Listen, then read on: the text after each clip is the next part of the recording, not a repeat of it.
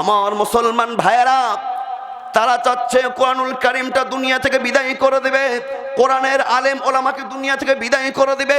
তারা চাচ্ছে ফুৎকার দিয়ে, ঘাড় মটকে দিয়ে, জেল জুলুম হামলা মামলা করে আলেম ওলামাদেরকে আটকে রাখবে, আর কোরআনের ওয়াজ বন্ধ করে দিয়ে তারা চাচ্ছে আজকে বাংলার জমিন থেকে কোরআন বিতাড়িত করে দিবে। কিন্তু আল্লাহ রাব্বুল আলামিন কোরআনুল কারীমে বলছেন, এই কোরআনকে আমি সারা إن الحمد لله الأكرم الذي خلق الإنسان وكرم وعلمه من البيان ما لم يعلم فسبحان الذي لا يحصى امتنانه باللسان ولا بالقلم نشهد أن لا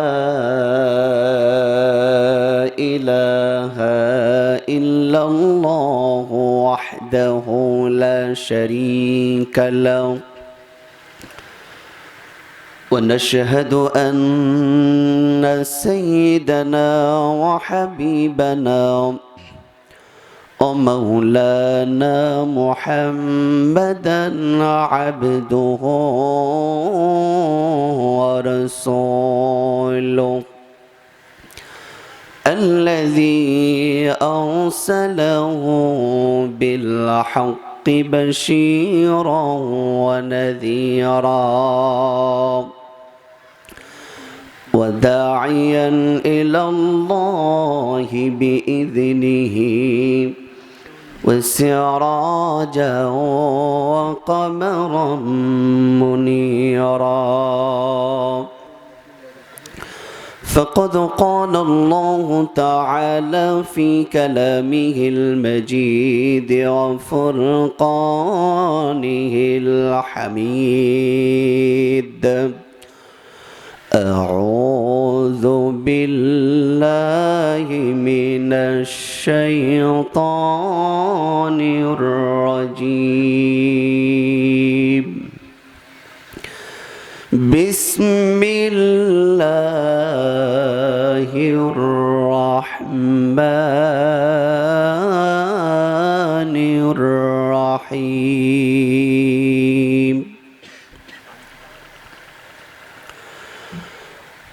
ولا تقولوا لمن يقتل في سبيل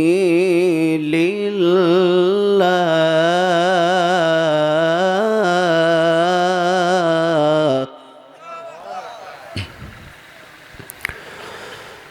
في سبيل الله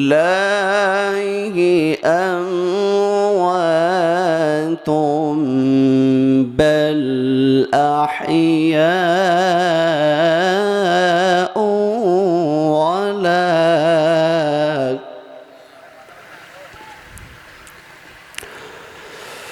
بل أحياء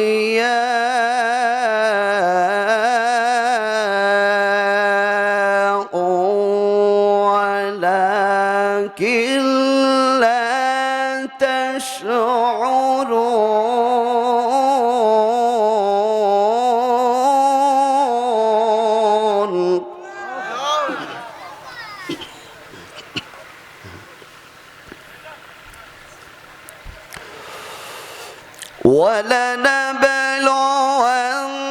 ولنبلونكم بشيء من الخوف والجوع ونقص من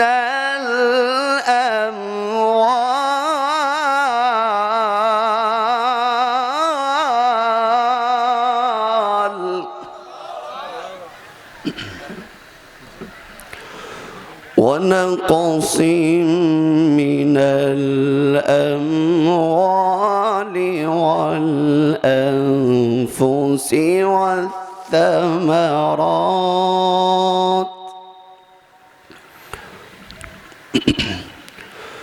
وبشر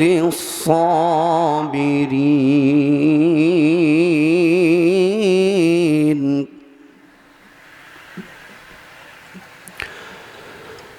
الذين إذا أصابتهم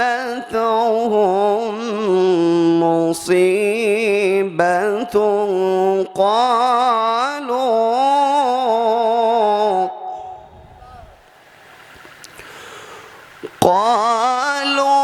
قالوا إنا لله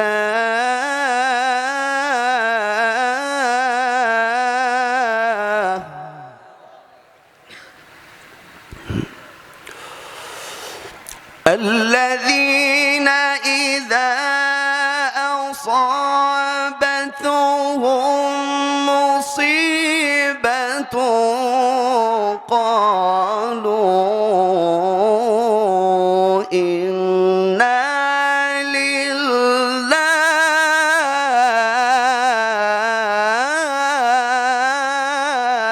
لله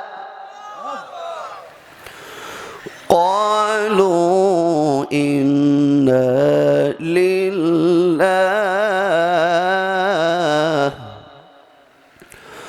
قالوا إنا لله وإنا إليه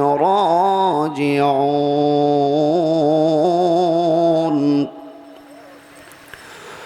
الله أكبر الله أكبر الله أكبر بسم الله الرحمن الرحيم والعصر إن الإنسان لفي خسر إلا الذين آمنوا وعملوا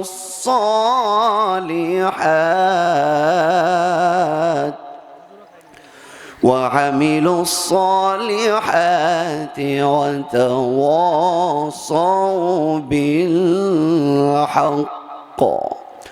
وتواصوا بالحق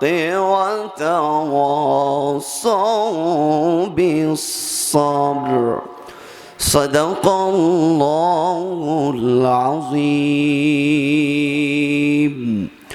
وقال تعالى في شان حبيبه آمرا ومخبرا إن الله وملائكته يصلون على النبي يا أيها الذين آمنوا صلوا عليه وسلموا تسليما اللهم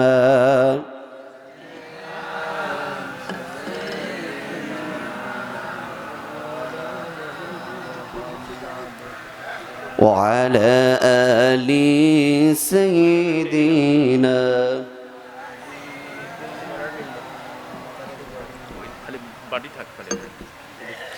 مشرق حب محمد مطلع ديوان ما مطلع خورشید شقاص سینه سوزن ما بلغ العلا بكماله كشف الدجى بجماله حسنت جميع خصاله صلوا عليه وآله جاءت مار সব নিয়ে যাও, ঈমান আমার নিও না। মুসলমান, মুসলমান জান দিবে, মান দিবে, তথাপি ঈমান দিবে না। কথা বলুন ঠিক কিনা? যাচ্ছে মোর সব নিয়ে যাও, ঈমান আমার নিও না। যাচ্ছে মোর সব নিয়ে যাও, ঈমান আমার নিও না। ঈমান ছাড়া ও গো প্রভু মরণ আমায় দিও না। যাচ্ছে মোর সব নিয়ে যাও, ঈমান আমার নিও না। ঈমান আমার নিও না। বিত্ত বেশা থাকবা না থাক, ঈমান বড়ই দামি। বাড়ি গাড়ি টাকার মালিক, বাড়ি গাড়ি টাকার মালিক, এই জগতে নামি। ঈমান আমল না থাকিলে আল্লাহর কাছে প্রিয় না। যাচ্ছে মোর সব নিয়ে যাও, ঈমান আমার নিও না। যাচ্ছে মোর সব নিয়ে যাও, ঈমান আমার নিও না। ঈমান ছাড়া ও গো প্রভু মরণ আমায় দিও না। যাচ্ছে মোর সব নিয়ে যাও, ঈমান আমার নিও না। ঈমান আমার নিও না। ঈমান আমার নিও না। সাতক্ষীরা কালীগঞ্জ জেলার মানুষের জন্য দুনিয়ায় পাঠিয়ে দিলেন। এই কোরআনুল কারীমটা আমরা দুনিয়ায় পেয়ে গেছি। দুনিয়ায় পাওয়ার পরে এই কোরআনুল কারীমটা কেউ বানিয়েছি তাবিজের কিতাব। এই কোরআনুল কারীমটা আবার কেউ বানিয়েছি মুর্দা মানুষকে জান্নাতে পাঠানোর কিতাব। কথা বলুন ঠিক কিনা? যখন আমাদের বাপ দাদা মারা যায় মাদ্রাসার ছাত্রদেরকে নিয়ে এসে কোরআনুল কারীম পড়ানো হয়। কথা বলুন ঠিক কিনা? কিন্তু আসলে কোরআনুল কারীম কিসের জন্য আল্লাহ পাক দুনিয়ায় পাঠিয়ে দিলেন? কোরআনুল কারীম কি শুধু মরা মানুষের জন্য?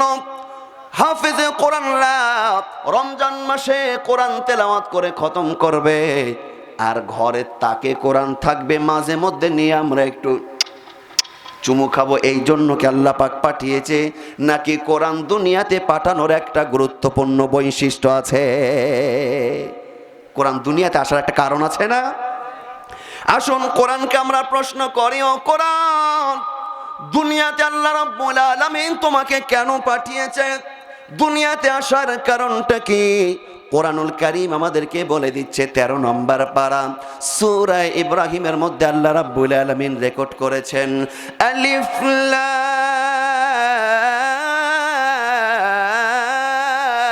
রা কিতাবুন আনজালনাহু ইলাইকা লিতুখরিজান নাস মিনাজ যুলুমাতি ইলান নূর।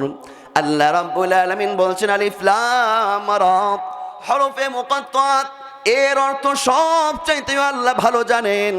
কোরআনুল কারীমটা কেন আল্লাহ পাক দুনিয়ায় পাঠিয়েছেন? কিতাবুন আনজালনাহু ইলাইকা লিতুখরিজান নাস, আল্লাহ পাক বলছেন মানুষগুলো অন্যায় করতে করতে অন্ধকারাচ্ছন্ন পরিবেশে ধাবিত হয়ে গেছে, পাপ করতে করতে পাপাচার হয়ে গেছে। ওই পাপী মানুষগুলোকে সঠিক পথ দেখানোর জন্য অন্ধকারাচ্ছন্ন পরিবেশে মানুষগুলো পড়ে থাকাগুলোকে আল্লাহ পাক ধরে ধরে আলোর পথ মিনাজ জুলুমাত থেকে ইলান নূরের পথ দেখানোর জন্য এক কথায় ইহদিনাস সিরাতাল মুস্তাকিম। আল্লাহু আকবার। আল্লাহ পাক বলছেন সরল সহজ সঠিক পথ দেখানোর জন্য কোরআনুল কারীম দুনিয়ায় আমি পাঠিয়েছি, বলি আল্লাহু আকবার। আমার মুসলমান ভাইরা, যারা কোরআনুল কারীমের সঠিক পথ যারা মেনে নিবে, কোরআনটা যারা ধারণ করবে, কোরআন অনুযায়ী যারা জীবন যাপন করবে, আল্লাহ পাক বলছে তারাই সঠিক পথ পেয়ে যাবে। আল্লাহর ভাষ্য অনুযায়ী তারাই হলো জান্নাতের পথ পেয়ে ধন্য হয়ে যাবে, বলি সুবহানাল্লাহ। এই কোরআনুল কারীম আল্লাহ পাক দুনিয়ায় পাঠিয়েছেন গুণে ধরা সমাজগুলোকে উন্নতম সমাজ প্রতিষ্ঠিত করার জন্য।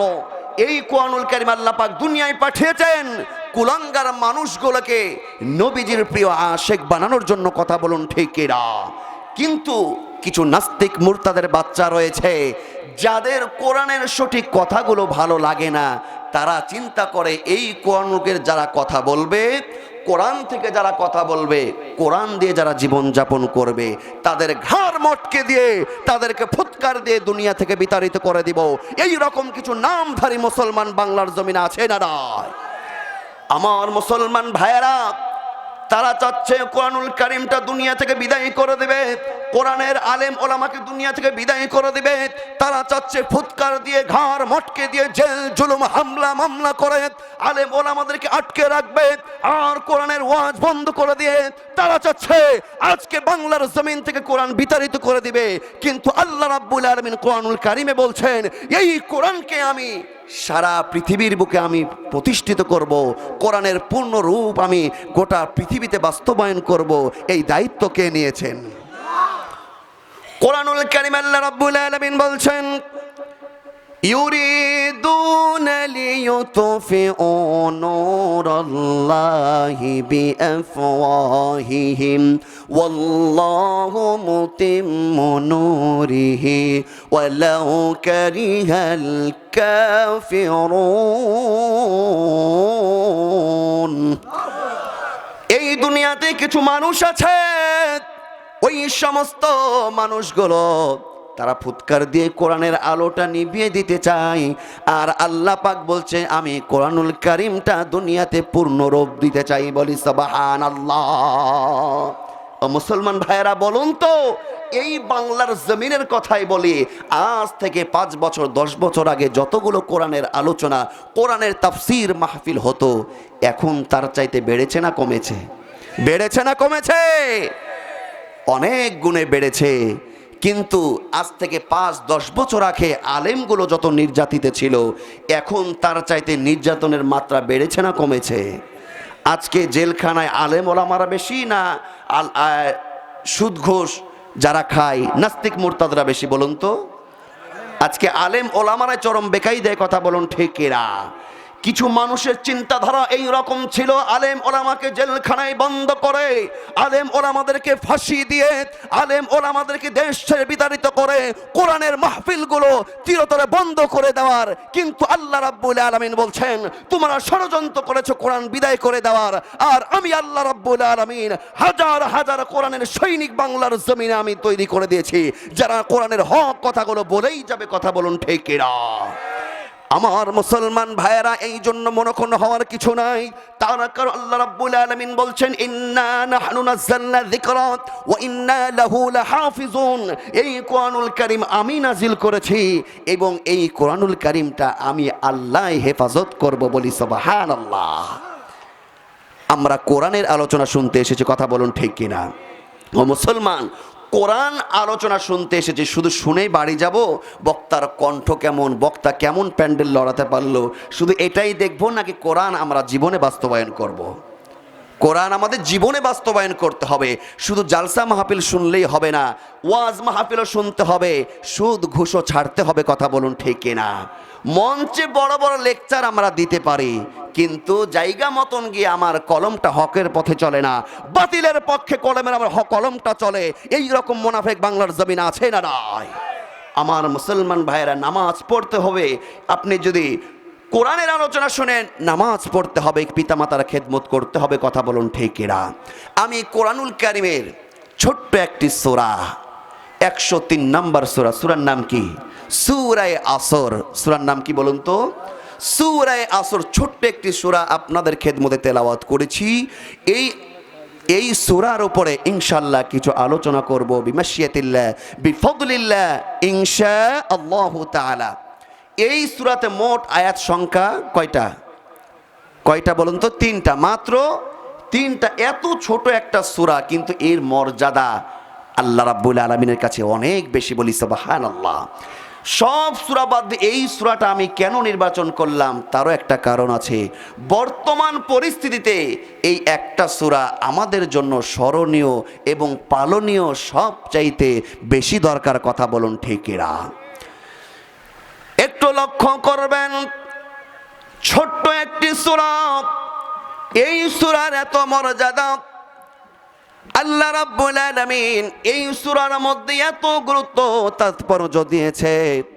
ইমাম শাফিঈ রাহমাতুল্লাহ আলাইহি তিনি বলেন, কোরআনুল কারীমের সূরা আসর, এই সূরাটার এত গুরুত্ব, এত তাৎপর্য, কোরআনুল কারীমের অন্য যদি কোনো সূরা নাজিল নাও হতো, এই সূরা আসর যদি একটা সূরা নাজিল হতো এবং এই একটা সূরা যদি মানুষ পড়ার মতন পড়তো, বুঝার মতন বুঝতো, এই একটা সূরা তাদের জীবনে আমলে যদি বাস্তবায়ন করতো, মানুষের হেদায়েতের জন্য এই একটা সূরাই যথেষ্ট হয়ে যেত।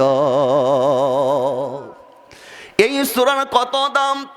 আল্লাহর নবীর সাহাবীরা যখন 2 জন 4 জন 5 জন সাহাবীরা যখন একত্রিত হতেন, একে অপরে এই সূরাটা, একজন সাহাবী একে অপরকে যতক্ষণ পর্যন্ত এই সূরাটা শ্রবণ না করতেন, 2 জন সাহাবী কখনো পৃথক হতেন না। বলি সুবহানাল্লাহ। সূরা আসরের মূল্য দাম আছে না নাই? আমার ভাইরা একটু লক্ষ্য করবেন, এই সূরাটা আল্লাহ রাব্বুল আলামিন এত গুরুত্ব কেন দিয়েছেন?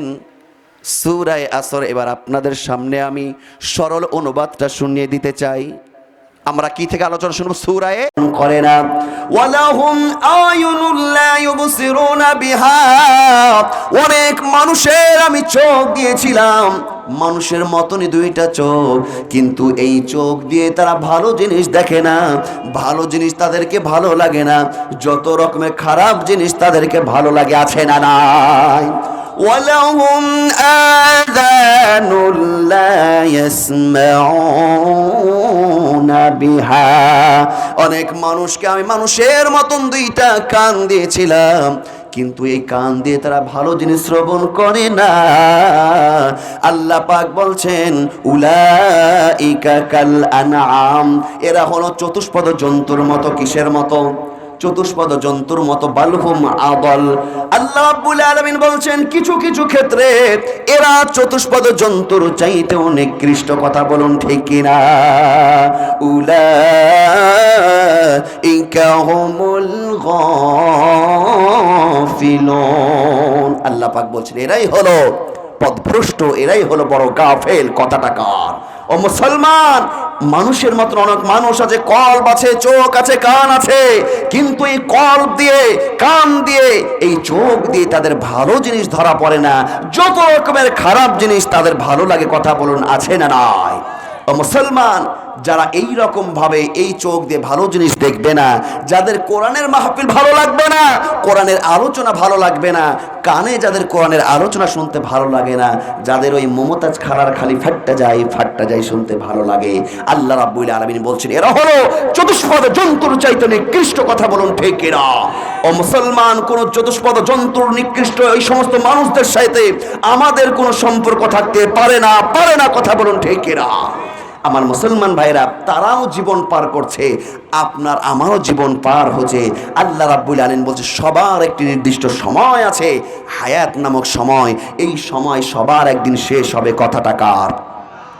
এই জন্য মানুষের জীবনে সবচাইতে দামি জিনিস হলো সময়। এই সময়ে প্রত্যেকেরই শেষ হয়ে যাবে। দরদিরা আমার, এই জন্য সময় শেষ হওয়ার আগে ওই আল্লাহ রাব্বুল আলামিনকে খুশি করে এই দুনিয়া থেকে বিদায় নিতে হবে, যেন আপনার আমার পরকাল চিরস্থায়ী জায়গাটা জান্নাত হয়। কথা বলুন ঠিক কিনা? কিছু কিছু মানুষ আছে, এই দুনিয়ার ক্ষমতা যাদের কাছে মনে হচ্ছে চিরস্থায়ী ক্ষমতা, এই দুনিয়ার বাড়ি গাড়ি, তারা মনে করছে এই বাড়ি আমার আসল বাড়ি, এই চাকরি এই রাজনীতি আমার আসল রাজনীতি। আচ্ছা বলুন তো, আপনি আমি যে বাড়িতে বসবাস করি, এই বাড়ি কি আপনার আমার আসল বাড়ি? হ্যাঁ, এই বাড়ি আমার আপনার আসল বাড়ি? প্রত্যেকের ক্ষমতা, ধন দৌলত, বাড়ি গাড়ি সব কিছু ছেড়ে দিয়ে একদিন আপনাকে আমাকে ওই মাটির বাড়ি কবরে যেতে হবে। কথা বলুন ঠিক কিনা? একদিন মাটির ভিতরে হবে ঘরে মন আমার, কেন বান্ধ দালান ঘর রে মন আমার, কেন বান্ধ দালান ঘর। প্রাণ পাখি ওড়ে যাবে পিঞ্জর ছেড়ে, ধরা ধাবের সবই রবে তুমি যাবে চলে। বন্ধু বান্ধব যত মাতা পিতা তারা সুত, বন্ধু বান্ধব যত মাতা পিতা তারা সুত, সকলে হবে তোমার পর রে মন আমার, কেন বান্ধ দালান ঘর। একদিন মাটির ভিতরে হবে ঘর রে মন আমার, কেন বান্ধ দালান ঘর রে মন আমার, কেন বান্ধ দালান ঘর। কথা বলুন ঠিক কিনা? আপনার আমার সময় একদিন সবার শেষ হয়ে যাবে। ওই কবরের বাড়িতে সবাইকে একদিন বাসা বাঁধতে হবে। এই জন্য সময় থাকার আগে আমাদেরকে 4টা গুণ অর্জন করতে হবে। কয়টা গুণ? আওয়াজ দিয়ে বলুন, কয়টা গুণ? 4টা গুণ অর্জন করতে হবে। আল্লাহ রাব্বুল আলামিন বলছেন এই 4টা গুণ যাদের মধ্যে থাকবে তারাই শুধুমাত্র মানুষদের মধ্য থেকে ধ্বংস থেকে বেঁচে যাবে। আর যাদের মধ্যে 4টা গুণ থাকবে না, ওই সমস্ত মানুষগুলো দুনিয়াতেও তারা ধ্বংস, পরকালেও ধ্বংস। কথা বলুন ঠিক কিনা? এই 4টা গুণ খুব সংক্ষেপে শুধু আমি পয়েন্টগুলো বলে যাব, আপনারা শুনবেন না ভাগবেন? শুনবেন না চলে যাবেন? সবাই শুনবেন ইনশাল্লাহ। আমার মুসলমান ভাইয়েরা, এই 4টা গুণ। 1 নম্বর গুণ হলো আল্লাহ রাব্বুল আলামিন বলছেন ইল্লাল্লাযীনা আমানু। আল্লাহ পাক বলছেন যারা ঈমান আনবে। কি আনবে? আপনার আমার সকলেরই তো কম বেশি ঈমান আছে না নাই? আমাদের বাংলাদেশের ঈমানের অবস্থা খুব করুণ। খালি বাবাই গরু কেটে সুন্নতে খাতনা দিয়েছে, সে মনে করছে যে আমার নামাজ নাই, ইসলামী আন্দোলন নাই, আমার কালাম নাই, কোনো কিছু নাই। ওই যে সুন্নতে খাতনা দিয়েছে, আমি বড় মুসলমান, আমি ইমানদার, তার মানে ওই মনে করে যে তার বাপ দাদার জান্নাতের টিকিট তার ঘরে বসে আছে। এই রকম নামধারী মুসলমান আছে না নাই? সারা জীবন ভর ইসলামের বিরোধিতা করে, মাসের পর মাস গোসল করে না, আবার নাম তার ঈমান আলী, ঈমানের ধারের কাছেও নাই, নামই হলো ঈমান আলী। এইরকম ঈমানদার আছে না নাই? এইরকম ঈমানদার নয়। আল্লাহ রাব্বুল আলামিন বলছেন নির্ভেজাল ঈমান ইল্লাল্লাযীনা আমানু, যারা ঈমান আনবে নির্ভেজাল ঈমান। এইরকম ঈমানদার যদি ঈমান আনতে পারে, আল্লাহ পাক বলছেন এই সমস্ত ঈমানদারগুলো এই দুনিয়া থেকে ধ্বংস থেকে বেঁচে যাবে। বলি সুবহানাল্লাহ। আমার মুসলমান ভাইরা একটু লক্ষ্য করবেন, আপনার আমার কেমন ঈমান, যে ঈমান আমাদের ভালো কাজ করতে আগ্রহ সৃষ্টি করে না, খারাপ কাজ করলে আমাদের দুঃখ লাগে না, ব্যথা লাগে না, ভালো কাজ করলে আনন্দিত হয় না। আল্লাহ নবীর হাদিস, এরা এখনো পরিপূর্ণ ঈমানদার হতে পারে নাই। দরদিরা আমার, ঈমান আনতে হবে নির্ভেজাল, ঈমান আনতে হবে নির্ভেজাল। আল্লাহ রাব্বুল আলামিন কোরআনুল কারীমে বলছেন, ইন্নামাল মুমিনুনা আল্লাযীনা আমানু বিল্লাহি ওয়া রাসূলিহি সুম্মা লাম ইয়ারতাবু ওয়া জাহাদু বিআমওয়ালিহিম ওয়া আনফুসিহিম ফি সাবিলিল্লাহ উলাইকা হুমুস সাদিকুন। আল্লাহু আকবার। আল্লাহ রাব্বুল আলামিন বলছেন, তারাই হলো সত্যিকার ঈমানদার, যারা আল্লাহর রাসূলের উপর ঈমান এনেছে, যারা আল্লাহর উপর রাসূলের উপর ঈমান এনেছে এবং এর মধ্যে আর কোনো সন্দেহ পোষণ করে নাই, এবং তারা জানমাল দিয়ে আল্লাহর রাস্তায় জিহাদ করেছে, জানমাল উৎসর্গ করে দিয়েছে। উলাইকা হুমুস সাদিকুন। আল্লাহ রাব্বুল আলামিন বলছে, ঈমানের বিষয়ে এরাই হলো সচ্চা লোক। বলি সুবহানাল্লাহ। আমার মুসলমান ভাইরা, ঈমান আনতে হবে কেমন? হযরতে খাব্বাবের মতন ঈমান আনতে হবে। হযরত খাব্বাব রাদিয়াল্লাহু তাআলা ঈমান এনেছিল, এমন ঈমান সমস্ত নির্যাতন মাথা পেতে মেনে নিয়েছে, তারপরে হক থেকে এক পিছপা হটেনি। কথা বলুন ঠিক কি না? আল্লাহ পাক বলছেন, তারাই সচ্চা ঈমানদার, যারা আল্লাহ রাসূলের উপর ঈমান এনেছে, কোরআনের বিধানটাকে মেনে নিয়েছে, এরাই হলো প্রকৃত ঈমানদার। বলি সুবহানাল্লাহ। ও মুসলমান, ঈমানের বাংলা কি বলুন তো? ঈমানের বাংলা, ঈমান অর্থ হলো কি? বিশ্বাস। ঈমান অর্থ বিশ্বাস। এই বিশ্বাসের মধ্যে যদি ভাইরাস প্রবেশ করে, দরদের আমার, যার বিশ্বাসের মধ্যে বিন্দু মাত্র ভাইরাস প্রবেশ করবে, এই ঈমান দিয়ে আপনি আমল করে তৃপ্তি পেয়ে ধন্য হতে পারবেন না। কথা বলুন ঠিক কিনা? দুইজন স্বামী স্ত্রী যাদের মধ্যে খালি সন্দেহ, বিশ্বাস নাই, ছোট্ট একটা দৃষ্টান্ত বোঝানোর জন্য বলছি, তারপর আমি আবার আলোচনায় প্রবেশ করব। দুইজন স্বামী স্ত্রী একে অপরকে কেউ বিশ্বাস করে না। বলুন তো, এই রকম স্বামী স্ত্রীর মধ্যে যদি খালি সন্দেহ থাকে, ওই সংসারে অশান্তি আছে না নাই? অশান্তি আছে না নাই? যদি অবিশ্বাস থাকে, সন্দেহ থাকে, তাহলে সেই সংসারটা সুখের হতে পারে না, অশান্তির আগুন দাউ দাউ করে জ্বলবে। এই রকম দুইজন স্বামী স্ত্রী এক বিছানায় ঘুমাতে গেছে, ঘুমানোর জন্য গেছে। ঠিক সেই সময় স্ত্রী দেখলো তার মোবাইলে একটা ক্রিং ক্রিং করে মেসেজ আসলো। কি আসলো? মেসেজ আসলো। স্ত্রী চিন্তা করছে, কি মেসেজ দেখি তো। স্ত্রী দেখলো যে হায় রে মেসেজ, তার মানে হচ্ছে মোবাইলে চার্জ শেষ। মোবাইলে চার্জ না থাকলে একটা মেসেজ আছে। কি মেসেজ? ব্যাটারি লো। ব্যাটারি লো একটা মেসেজ এসেছে।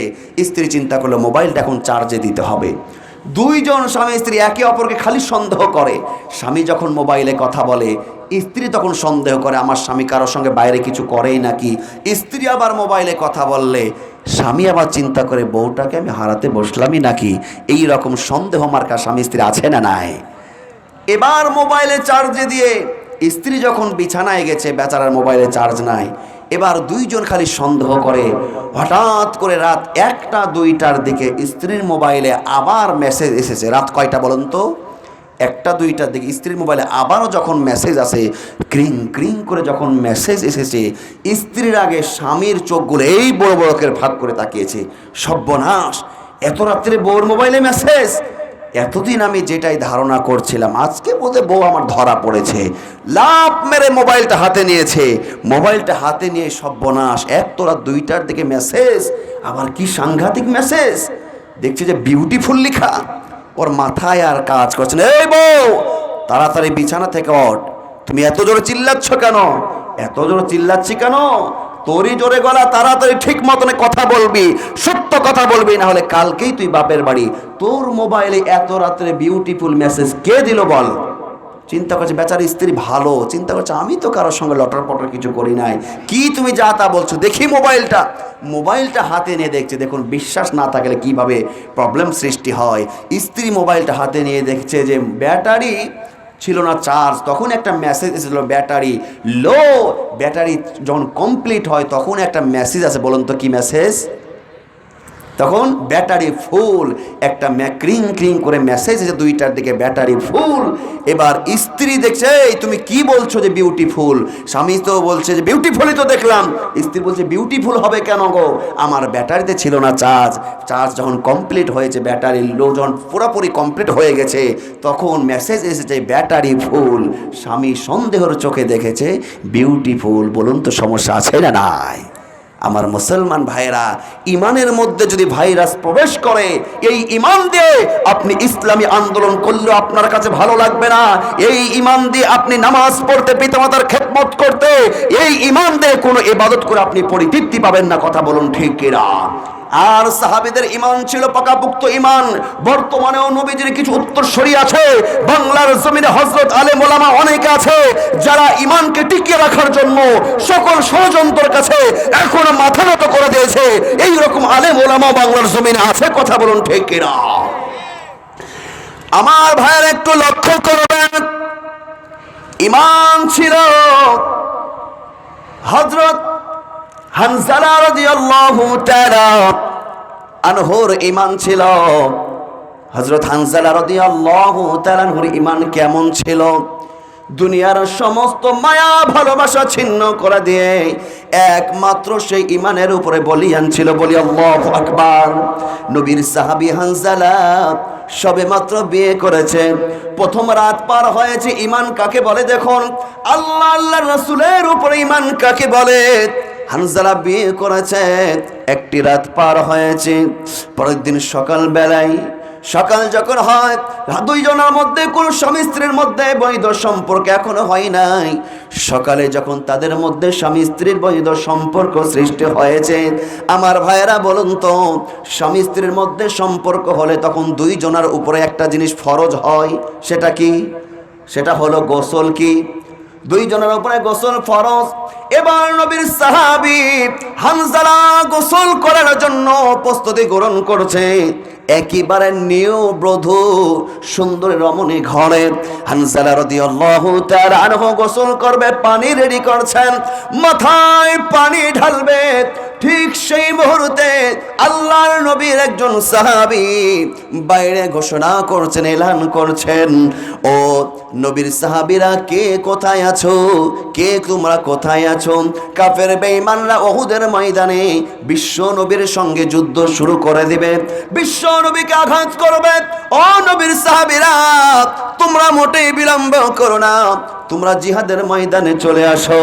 এই মেসেজটা শোনার সঙ্গে সঙ্গে নবীর সাহাবী হানজালা রাদিয়াল্লাহু তাআলা চিন্তা করলেন, গোসল করার চাইতে আমার এই মুহূর্তে নবীর সঙ্গে, নবীর পাশে, নবীর পক্ষে জিহাদ করা তাই বড় জরুরি। বলি সুবহানাল্লাহ। নবীর সাহাবী দেখুন গোসল বাদ দিয়ে চিন্তা করছে, আমি গোসল করতে গিয়ে যদি সময় নষ্ট হয়ে যায়, সময় যদি নষ্ট হয়ে যায়, আর আমি এই মুহূর্তে আমি গোসল করতে গেলে সময় যদি শেষ হয়ে যায়, কাফের বেঈমানের বাচ্চাগুলো যদি আমার নবীকে আঘাত করে, নবীর যদি কোনো ক্ষতি হয়ে যায়, আমার ঈমান আমল, আমার গোসলের কোনো আল্লাহর কাছে দাম নাই। কথা বলুন ঠিক কিনা? নবীর সাহাবী হানজালা এবার গোসল বাদ দিয়ে দিলেন। তিনি এবার চিন্তা ভাবনা করছে, না না, আমার গোসল করা যাবে না, আমাকে এখন জিহাদের ময়দানে ছুটে চলতে হবে। এবার প্রাণের স্ত্রী বলছে, তুমি থাকো, আমি নবীর পক্ষে জিহাদ করব। এবার যখন জিহাদের ময়দানের দিকে দৌড়াচ্ছেন, তখন প্রাণের স্ত্রী বলছে, ও আমার প্রাণের স্বামী, আপনি যেইভাবে আপনি দৌড়াচ্ছেন, আমার মন বলে আল্লাহ রাব্বুল আলামিন আপনাকে হয়তো কবুল করে নেবে। ও নবীর সাহাবী, আপনি একটু ওয়েট করেন, আপনাকে দেখার স্বাদ আমার এখনো মিটে নাই। আমি আপনাকে একটু জান ভরে দেখতে চাই, যেন কাল কিয়ামতের দিন হাসরের ময়দানে আপনি আমার প্রাণের স্বামী, এই পরিচয়টা আল্লাহর সামনে তুলে ধরতে চাই। বলি সুবহানাল্লাহ। হানজালা বলছে, প্রাণের স্ত্রী মোটেই চিন্তা করবে না, আমার জন্য দোয়া করো। আল্লাহ রাব্বুল আলামিন তোমার আমার উপরে যদি রাজি খুশি থাকে, আল্লাহ পাক হাসরের ময়দানে তোমার আমার সাক্ষাৎ মিলিয়ে দিবে। বলি সুবহানাল্লাহ। আল্লাহর নবী সাহাবী হানজালা উহুদের ময়দানে চলে গেলেন। ঈমান কাকে বলে? প্রাণের স্ত্রীকে ঘরে ফেলে থুয়ে রাসূলের উপরে ঈমান এনেছে, আল্লাহর উপরে ঈমান এনেছে। সেই চিন্তা করেছে আমার স্ত্রীর চাইতে, আমার জীবনের চাইতে ঈমানদারের সব চাইতে দাম বেশি। কথা বলুন ওই আল্লাহর জন্য, কথা বলুন ঠিক কিনা? ও মুসলমান, এবার হানজালা যখন উহুদের ময়দানে ছুটে চলেছে, এবার উহুদের ময়দানে, যেই উহুদের ময়দানে আল্লাহর নবীর দন্তান মোবারক শহীদ হয়েছে, সেই উহুদের ময়দানে নবীর সাহাবী হানজালা যখন ছুটে যায়, হানজালা যখন কাফের বেঈমানদের সঙ্গে যুদ্ধ শুরু করে দেয়, এক পর্যায়ে অনেক কাফের বেঈমানকে হানজালা হত্যা করে জাহান্নামে পাঠিয়ে দেয়। নবীর অনেক সাহাবীগুলো সেই দিন শহীদ হয়। সেই দিন এক পর্যায়ে নবীর সাহাবী হানজালা রাদিয়াল্লাহু তাআলা আনহু সেও শাহাদাত বরণ করে পরকালে চলে যায়। বলি সুবহানাল্লাহ।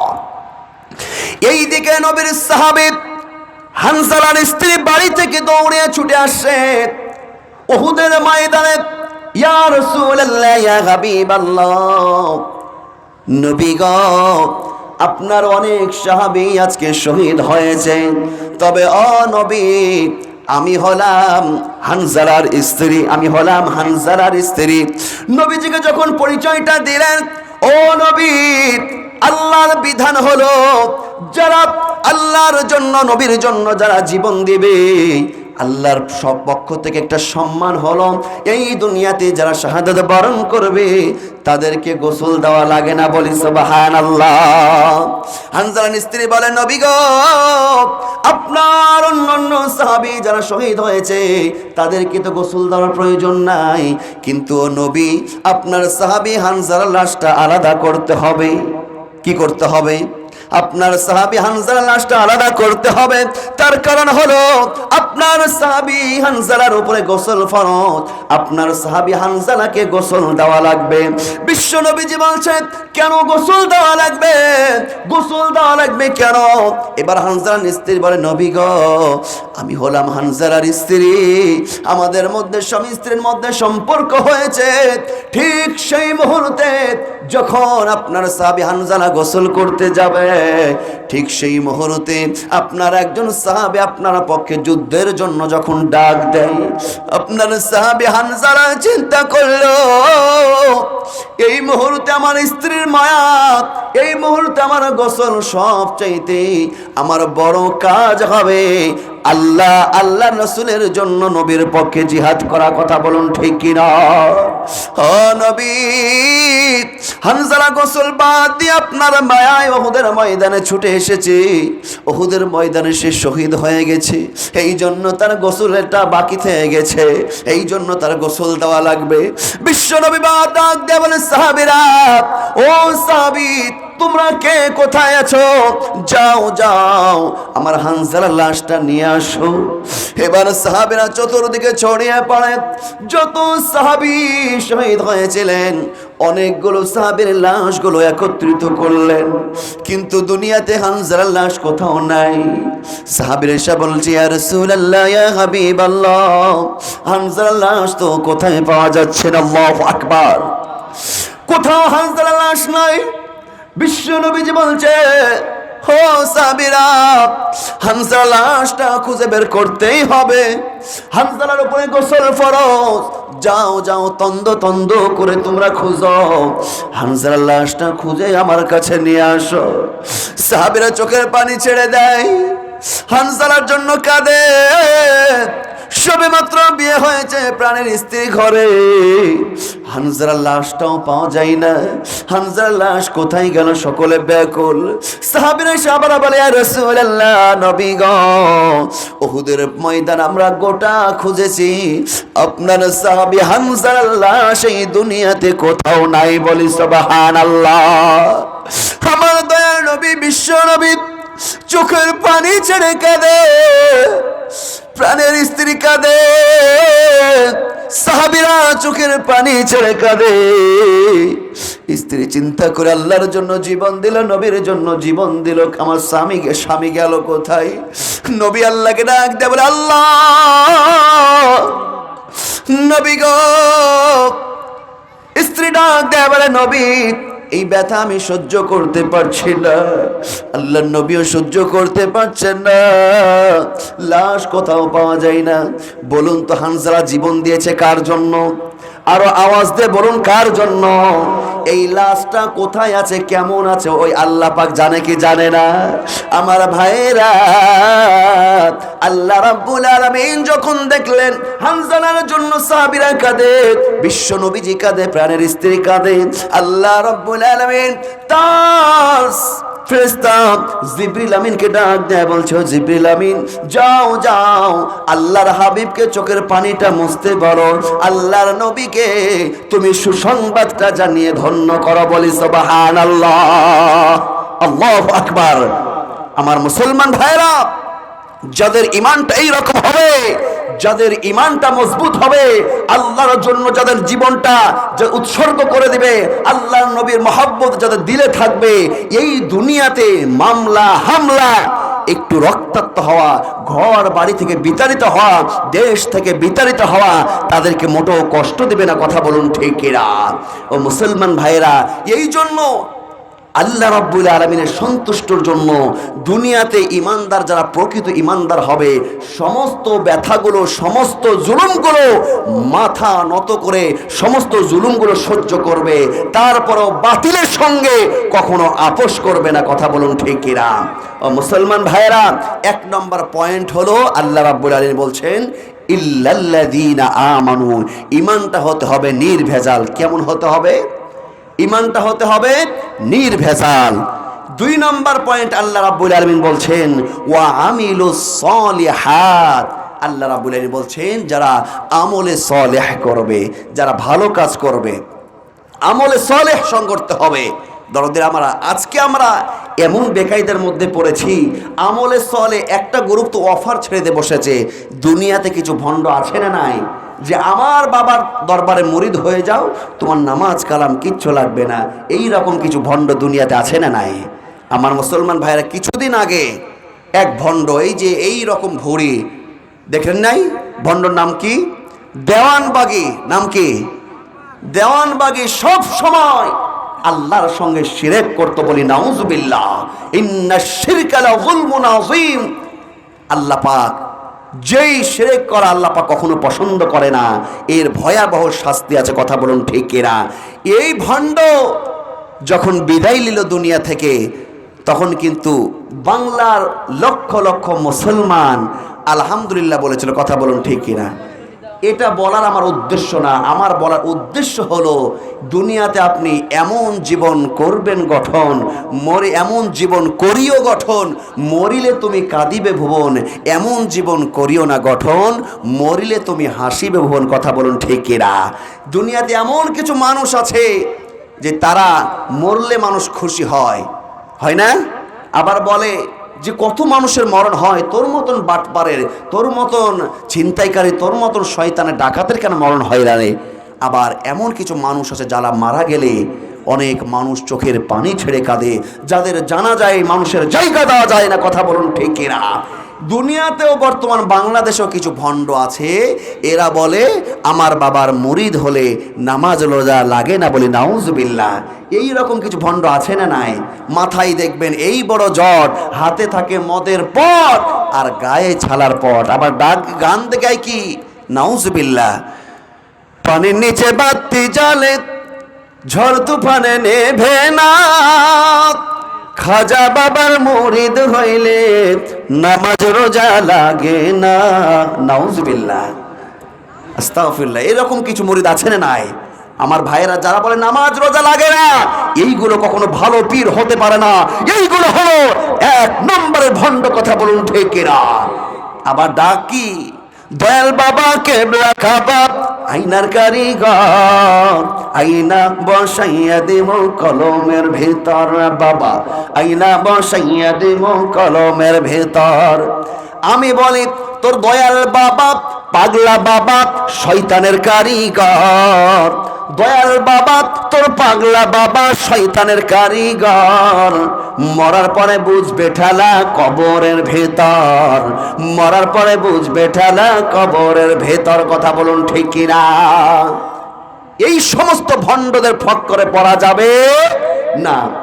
আবার গান ধরে, কিরামান কাতিবিন রোজ হাসরের দিন, কিরামান কাতিবিন রোজ হাসরের দিন, আল্লাহর দরবারে যদি করে অভিযোগ, আল্লাহর দরবারে যদি করে অভিযোগ, আমি বলবো দুনিয়ায় ছিলাম খাজা বাবার লোক, আমি বলবো দুনিয়ায় ছিলাম খাজা বাবার লোক। নাউজুবিল্লাহ।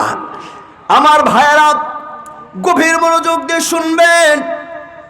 আমলে সালেহ ইসলামী আন্দোলন করতে হবে, নামাজ যেমন ভাবে পড়তে হবে, রোজা রাখতে হবে, আমার মা বোনদেরকে পর্দাও করতে হবে। কথা বলুন ঠিক কিনা? অনেক ইমানদার দেখবেন নামাজ পড়ে, রোজা রাখে, কিন্তু আবার সব কিছু আছে, পিতা মাতাকে ভালোবাসে না, পিতা মাতার খেদমত করে না, পিতা মাতা ঔষধ পায় না। আর ভণ্ডের দরবারে দেখবেন ফল নিয়ে, হাদিয়া নিয়ে অনেক ভণ্ডর পিছে দৌড়া আছে না নাই? অনেক ভণ্ডের পিছনে দৌড়ায়। অনেক মায়েরা বোনেরা আছে, তারা চিন্তা করে সন্তান হয় না, ওই বাবার কাছে, ভণ্ডর কাছে চলে যায়, বাবা একটা সন্তানের ব্যবস্থা করে দাও। আচ্ছা বলুন তো, কোনো বাবা কি সন্তান দিতে পারে? কোন বাবা সন্তান দিতে পারে? একমাত্র সন্তান যিনি দিতে পারে, বলুন তো তিনি কে? আমার মুসলমান ভাইরা, আমলে সালেহ হলো আপনি যখন যেটা করবেন আপনার দিলে আল্লাহর ভয় থাকতে হবে। আপনি হাজী সাহেব হতে পারেন, ইমাম সাহেব হতে পারেন, আপনার কলমটা, আপনার মতামতটা যদি সঠিক পথে, ইসলামের পথে না থাকে, এটা আমলে সালেহ হতে পারেন, এটা আপনার জাহান্নামে যাওয়ার রাস্তা হয়ে যাচ্ছে। দুনিয়াতে অনেক হাজী সাহেব আছে, মুখে বড় দাড়ি, বড় টুপি, একবার নয় দুইবার তিনবার হজ করেছে, আবার যখন চাকরির অঙ্গনে যায়, আল্লাহ পাক তাকে ক্ষমতা দিয়েছে, তার হাতে কলম আছে, এই কলমটা সঠিক পথে নয়, এই কলমটা বেঠিক পথে চলে, অন্যায় পথে কলমটা চালায়, এই রকম ইমানদার আছে না নাই? ও মুসলমান, আপনি যদি ইল্লাল্লাযীনা আমানু ওয়া আমিলুস সালিহাত, আপনি যদি আমলে সালেহ করতে চান, আপনার কলমটা যখন আপনি হকের পথে চলবেন, আপনি যখন দিনদার ইমানদার হবেন, আপনার এই কলমটা কখনো বেপথ পক্ষে, কখনো অন্যায়ের পক্ষে কলমটা সিগনেচার করতে পারে না। কথা বলুন ঠিক কিনা? কিন্তু বর্তমান জামানা দেখা যাচ্ছে উল্টা, দেখা যাচ্ছে যার কাছে, বিচারপতির কাছে কলম, এই কলমটা সঠিক পথে না গিয়ে এই বিচারপতির কলমটা আজকে অন্যায় পথে চলছে, আজকে ভালো মানুষের পথে, আজকে ন্যায় মানুষের পথে, আলেম ওলামার পক্ষে কলমটা না টেনে আজকে অন্যায়ের পক্ষে কলমটা দিয়ে অনেক, আজকে হাজার হাজার আলেম ওলামা তাহাজ্জুদ গুজার আজকে জেলখানার মধ্যে, আর ওই বিচারপতির সিগনেচারের মাধ্যমে আজকে আলেম ওলামাকে জেলখানায় ঢুকিয়েছে। আর অনেক আছে আজকে চাঁদাবাজি, লম্পট, বাটপার দুনিয়াতে ঘুরে বেড়াচ্ছে, আছে না নাই? বিচারপতি তোমার কাছে বিচার না পেলে কোথায় বিচার পাবো আমি, কার কাছে গেলে, কার কাছে গেলে? বিচারপতি তোমার কাছে বিচার না পেলে কোথায় বিচার পাবো আমি, কার কাছে গেলে, কার কাছে গেলে? মানুষের সুবিচার বিবেক বন্দি টাকার ফান্দে, কোর্ট কাচারির দ্বারে দ্বারে সুবিচারের বাণী কান্দে। কথা বলুন ঠিক কিনা? মানুষের সুবিচার বিবেক বন্দি টাকার ফান্দে, কোর্ট কাচারির দ্বারে দ্বারে সুবিচারের বাণী কান্দে। কত দোষীরা দেখি ছাড়া পেয়ে যায়, কত দোষীরা দেখি ছাড়া পেয়ে যায়, আলেম ওলামা জেলে। বিচারপতি তোমার কাছে বিচার না পেলে কোথায় বিচার পাবো আমি, কার কাছে গেলে, কার কাছে গেলে? বিচারপতি তোমার কাছে বিচার না পেলে কোথায় বিচার পাবো আমি, কার কাছে গেলে, কার কাছে গেলে? কথা বলুন ঠিক কিনা?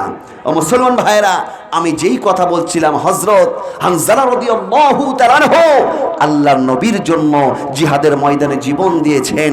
এই লাশটা কোথায় আছে এই খবরটা কিন্তু আল্লাহ পাক জানেন কি জানেন না? আপনারা কি জানতে চান? আপনারা কি জানতে চান নাকি দোয়া করে দেব? আমি অবশ্যই ইনশাআল্লাহ আপনাদের ধৈর্য ত্রুটি করবো না, আমি অবশ্যই বলে দিব। হযরত হানজালা রাদিয়াল্লাহু তাআলা আল্লাহর জন্য জীবন দিয়েছে। ওই আল্লাহ খুশি হয়ে তার লাশটাকে কি করেছে, লাশটাকে কি পুরস্কার হিসাবে আল্লাহ পাক সম্মান দিয়েছেন বলি সুবহানাল্লাহ।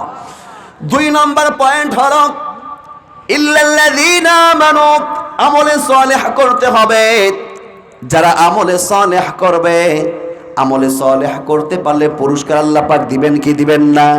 আল্লাহ রাব্বুল আলামিন বলছেন ইন্নাল্লাযীনা আমানু ওয়া আমিলুস সালিহাত, নিশ্চয়ই যারা নির্ভেজাল ঈমান আনবে, ওয়া আমিলুস সালিহাত, তারপরে ভালো কাজ করবে, আমলে সালেহ করবে, কানাত লাহুম জান্নাতুল ফিরদাউস নুজুলা। আল্লাহু আকবার।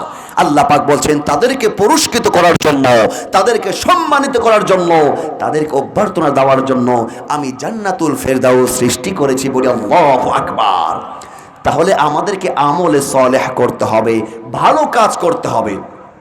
ভালো কাজ যেমন ভাবে দরদের আমল। আপনি মনে করছেন নামাজ পড়া ভালো কাজ, অবশ্যই ভালো কাজ।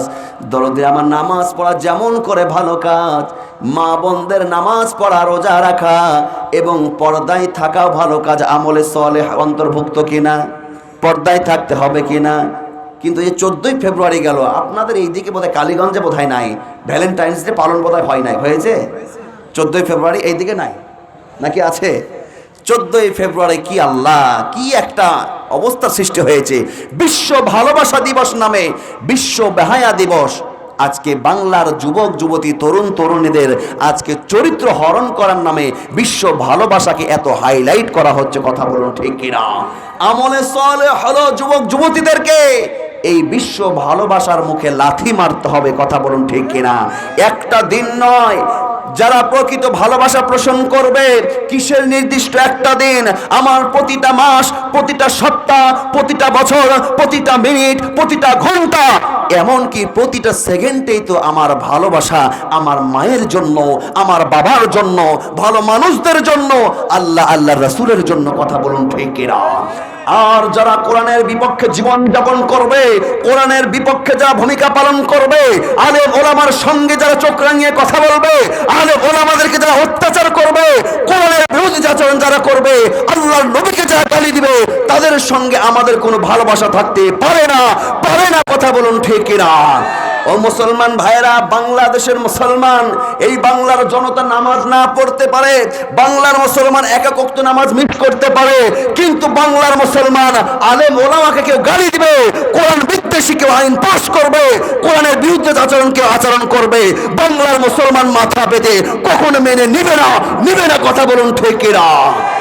আমার মুসলমান ভাইরা, এই জন্য আমলে সালেহ হলো হক কথা বলা, হকের পথে চলা এবং খারাপ কাজ থেকে বিরত থাকা, খারাপ কাজ থেকে বিরত থাকার জন্য নিষেধ করা, কথা বলুন ঠিক কিনা? আমার মুসলমান ভাইরা, যে কথা আমি বলছিলাম, অনেক যুবক ভাইরা আছে আমলে সালেহ করে,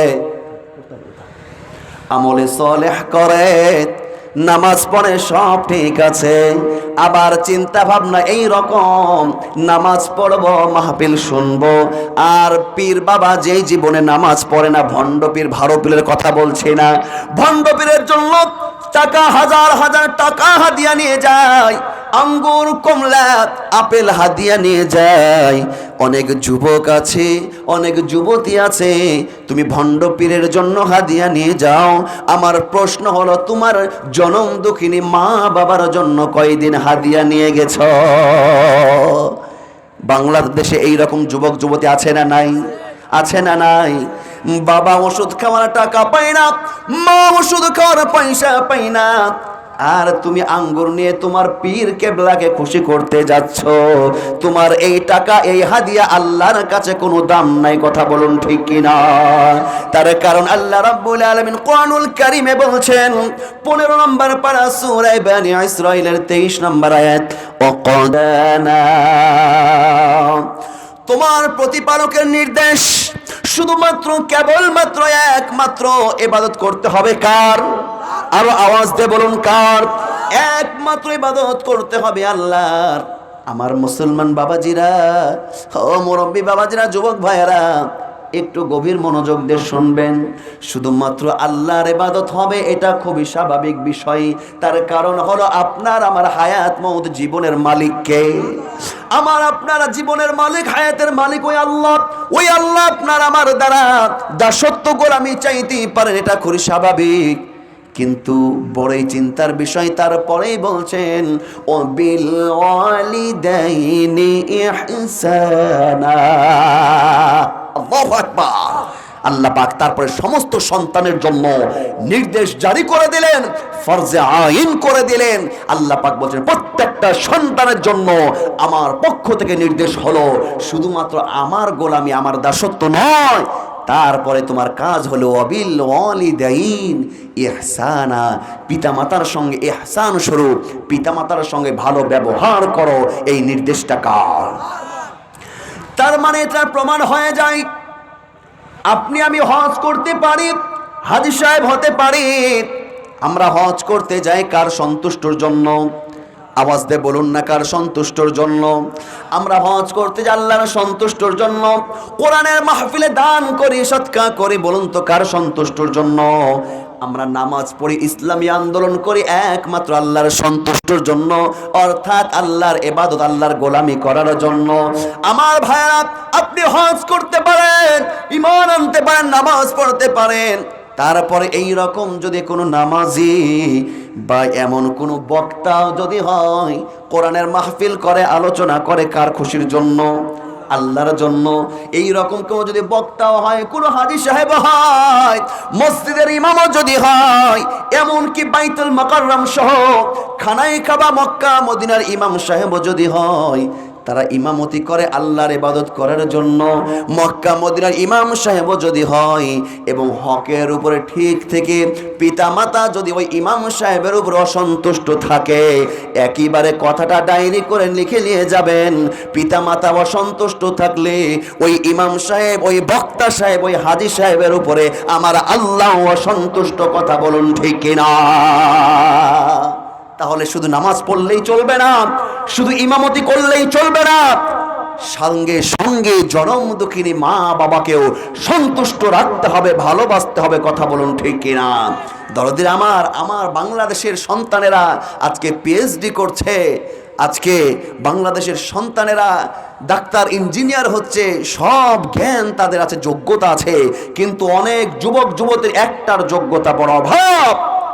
সেই মনে করেন ডাক্তার ইঞ্জিনিয়ার হচ্ছে, তারপরে মনে করেন যে বড় ব্যারিস্টার হয়ে যাচ্ছে, কিন্তু পিতামাতার সঙ্গে কোন যোগ্যতায় কথা বলতে হয়, অনেক ব্যারিস্টার, অনেক ডাক্তার ইঞ্জিনিয়ার এই যোগ্যতা জানা নাই, কথা বলুন ঠিক কিনা? আমার মুসলমান ভাইরা, পিতামাতা কি জিনিস একটু লক্ষ্য করবে। যুবক ভাইরা আমার, যুবতী বোনেরা আমার, যাদের মা বাবা বেঁচে আছে, ওই মা বাবা কি জিনিস আমি একটু বলতে চাই। মা বাবা হুমা জান্নাতুকা ওয়া নারুকা, তোমার জন্য আমার জন্য ওই মা বাবাই জান্নাত, ওই মা বাবাই কিন্তু জাহান্নাম, কথা বলুন ঠিক কি না? হকের উপরে থেকে কোনো মা বাবা হকের উপরে চলে যদি কোনো সন্তান যদি মা বাবার মনে দুঃখ দেয়, এই দুঃখ কষ্টটা সরাসরি আল্লাহর কাছে চলে যায়, কথা বলুন ঠিক কিনা? ছোট্ট একটা দৃষ্টান্ত তুলে ধরতে চাই। বিশ্ব নবীজির জামানায়, আমার দয়ার নবীর সময় একজন সাহাবী ছিলেন, নাম তার হযরত আলকামা। নাম কি?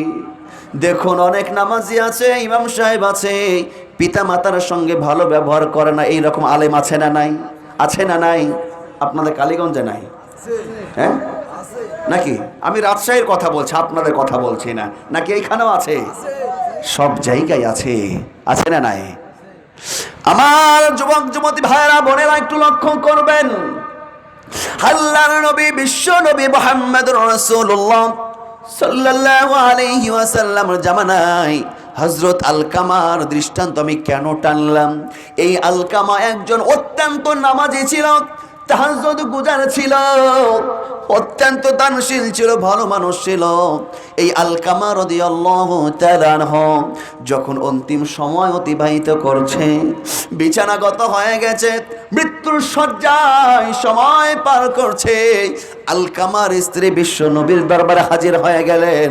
ইয়া রাসূলুল্লাহ, ইয়া হাবিবাল্লাহ, আপনার সাহাবী আলকামার অবস্থা করুন। ও নবীগণ, আপনি যদি আপনার সাহাবী, আপনি যদি একটু আলকামার জন্য দোয়া করতেন আর আলকামার জন্য একটু কালেমার তালকিন আপনি দিতেন, তাহলে এটা আলকামার জন্য বড়ই কল্যাণকর হতো। বিশ্বনবীজি বললেন, সাহাবীরা হযরত বেলাল, হযরত সালমান ফারসি রাদিয়াল্লাহু তাআলার নেতৃত্বে একটা টিম পাঠিয়ে দিলেন হযরত আলকামার বাড়িতে। কার বাড়িতে বলুন তো? কার বাড়িতে? আপনারা আছেন না চলে গেছেন? আছেন না চলে গেছেন? একটু দুই হাতগুলো দেখান তো, কে কে চলে গেছেন? চলে গেছেন যারা আছেন তাহলে আলহামদুলিল্লাহ, আলহামদুলিল্লাহ। আমাদের দিলের অবস্থা জানেন কে? দিলের অবস্থা জানেন কে? আমি একটু অ্যাটেনশন করলাম, আমিও বুঝতে ভুল করেন, আপনারা হাত তুলেছেন, কিন্তু আমি এটাই বুঝেছি যারা হাত তুলেছেন তারা আরো মনোযোগ সহকারে আলোচনা শুনছেন। কথা বলুন ঠিক এরা, মন খারাপ করা কিছু। আপনাকে রাগ করছেন? দোয়া করে দেবো না? 5-10 মিনিট চলবে, 5-10 মিনিট চলবে ইনশাল্লাহ। খুব বেশি লম্বা করবো না, 10-15 মিনিটের ভিতরে ইনশাল্লাহ আপনাদেরকে ছেড়ে দিব ইনশাআল্লাহ।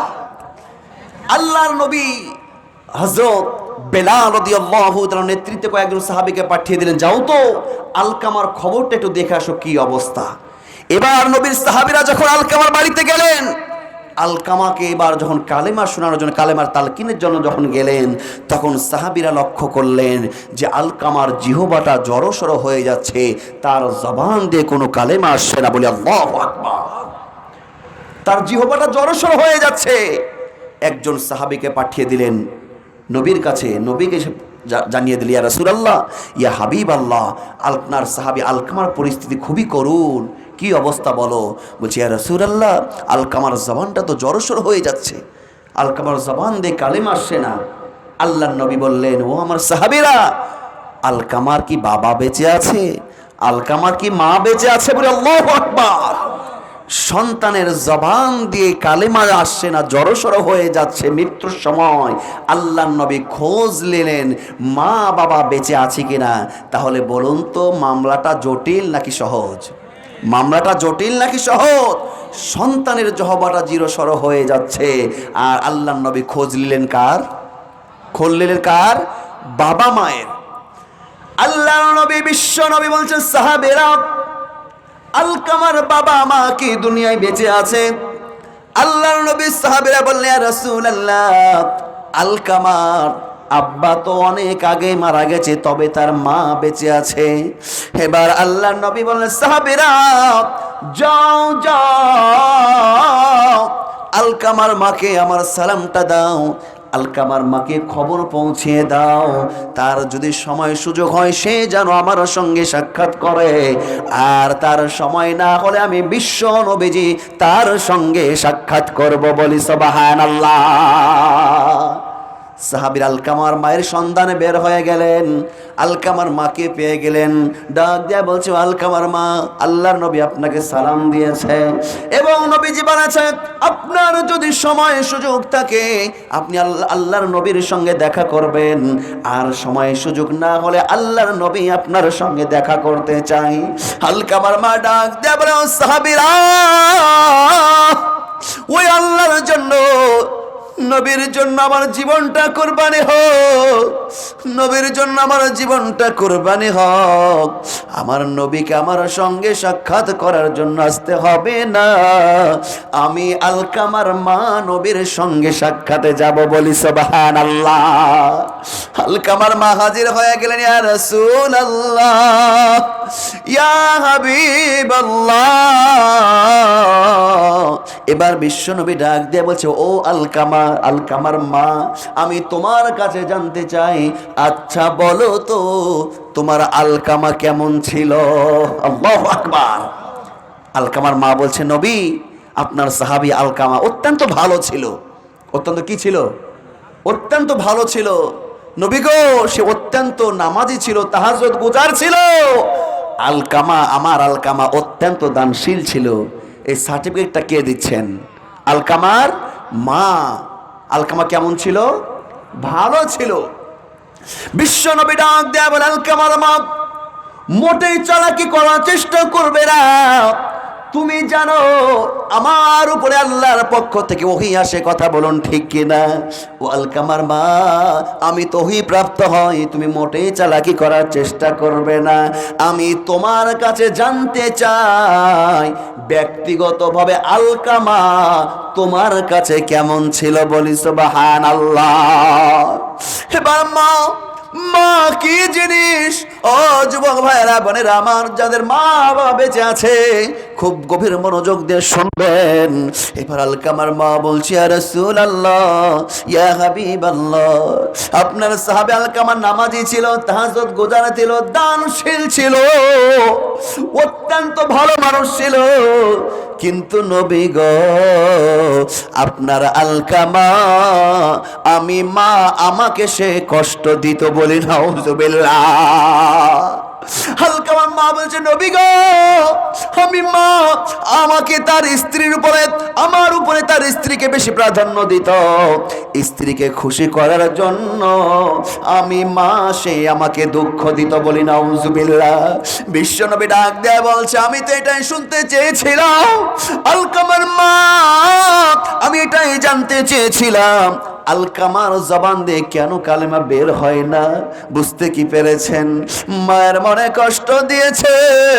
এবার বিশ্বনবী ডাক দেয়া বলে, ও সাহাবীরা, ও সাহাবীরা, খড়ি নিয়ে আসো, লাকড়ি নিয়ে আসো, দাও দাও করে আগুন জ্বালিয়ে দাও, দাও দাও করে আগুন জ্বালিয়ে দাও।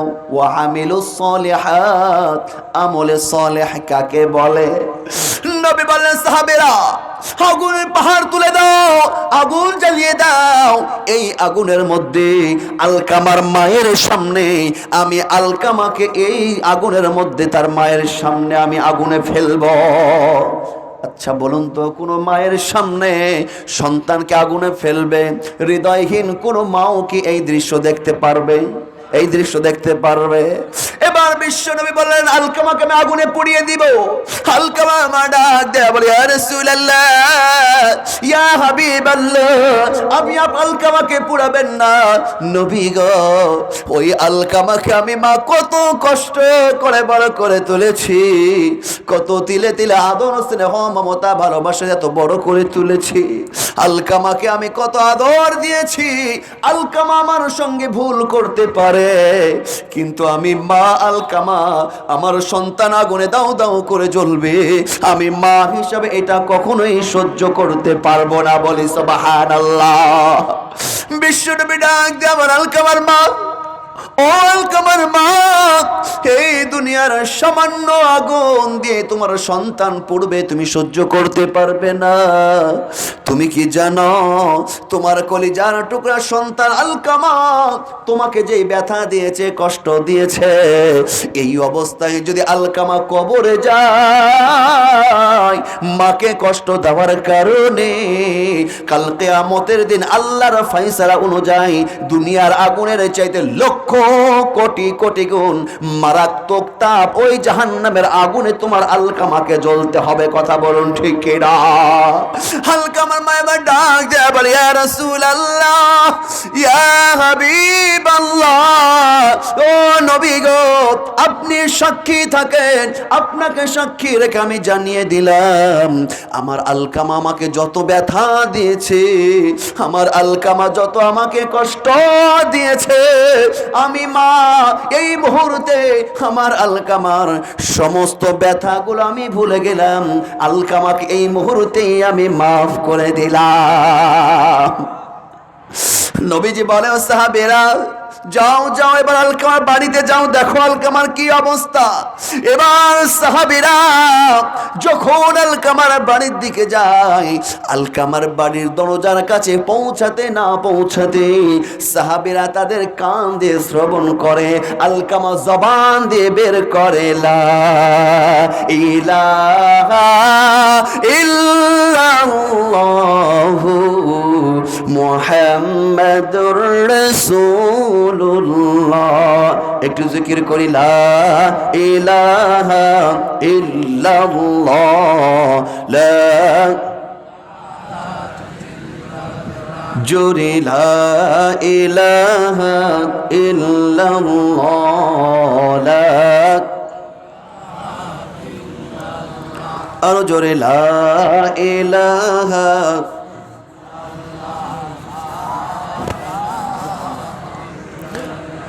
লা ইলাহা ইল্লাল্লাহ, লা ইলাহা জোরে লা ইলাহা লা ইলাহা ইল্লাল্লাহ, লা ইলাহা আরো জোরে লা ইলাহা নেই কেহ নেই এক আল্লাহ ছাড়া, নেই কেহ নেই এক আল্লাহ ছাড়া, লা ইলাহা ইল্লাল্লাহ, লা ইলাহা ইল্লাল্লাহ, লা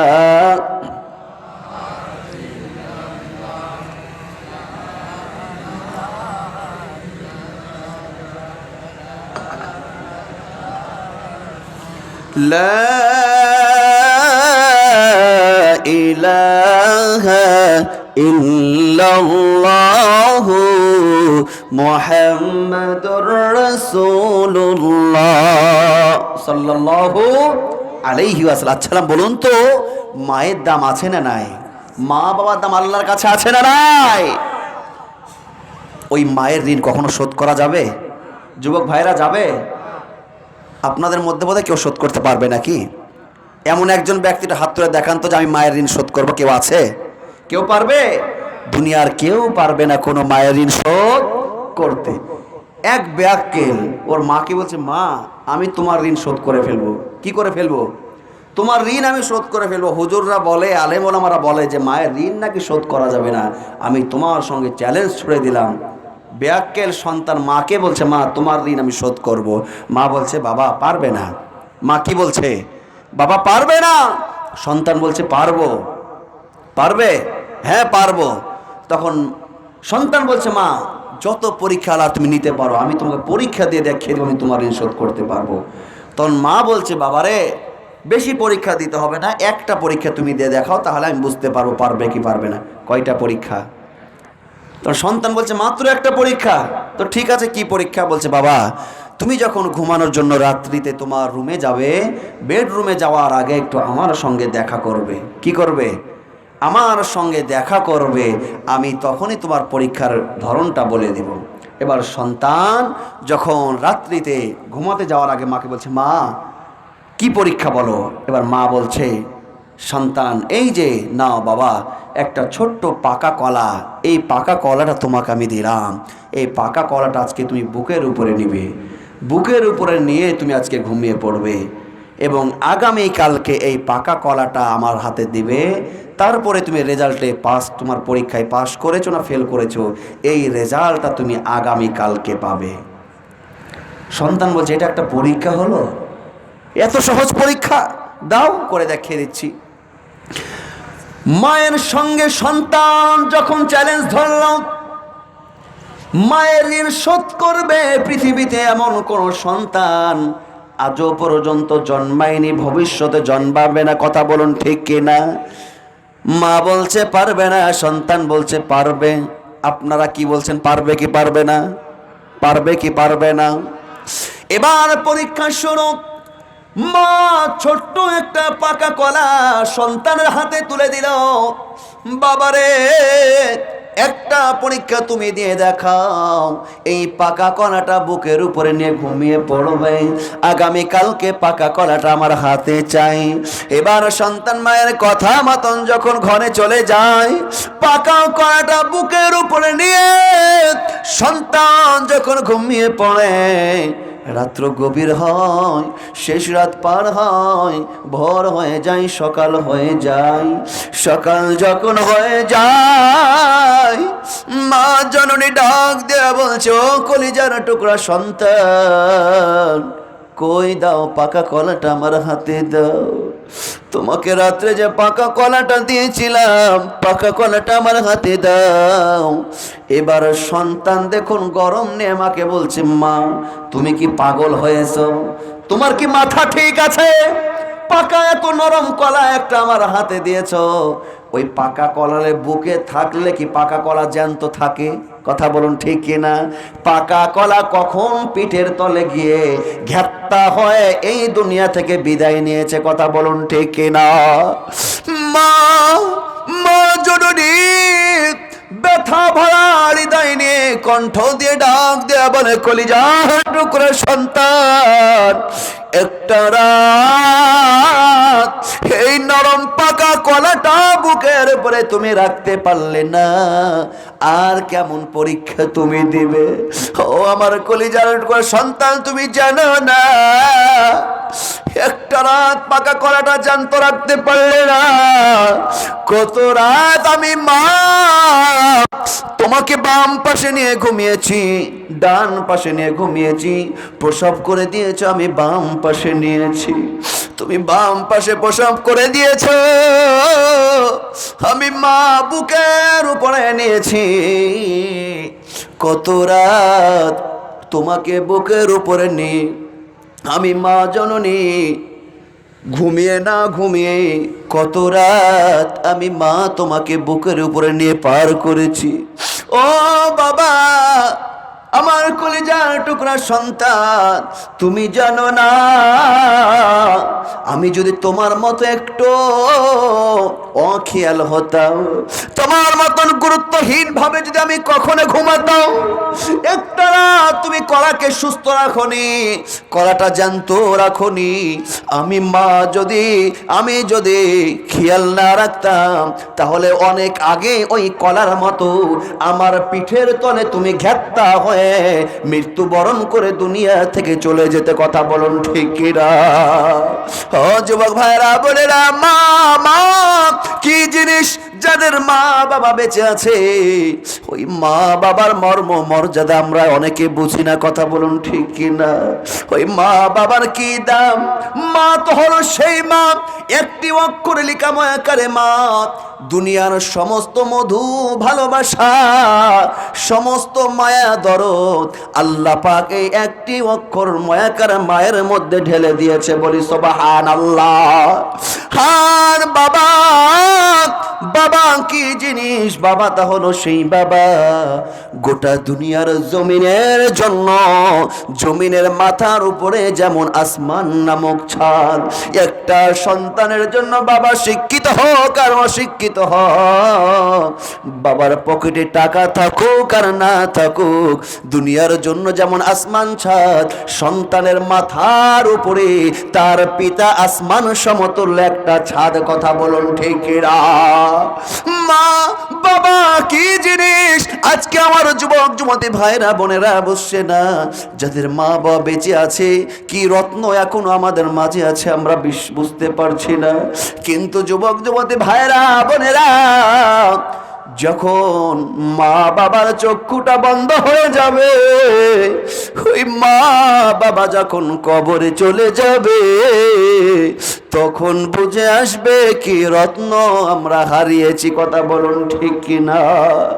মা বাবা একটিবার কবরে চলে গেলে একটিবার মারা গেলে জীবনে মা মা মা করে ডাকলেও ওই মায়ের সঙ্গে আর একটিবারের জন্য সাক্ষাৎ হওয়ার কোনো সুযোগ নাই। কথা বলুন ঠিক কিনা? মা মা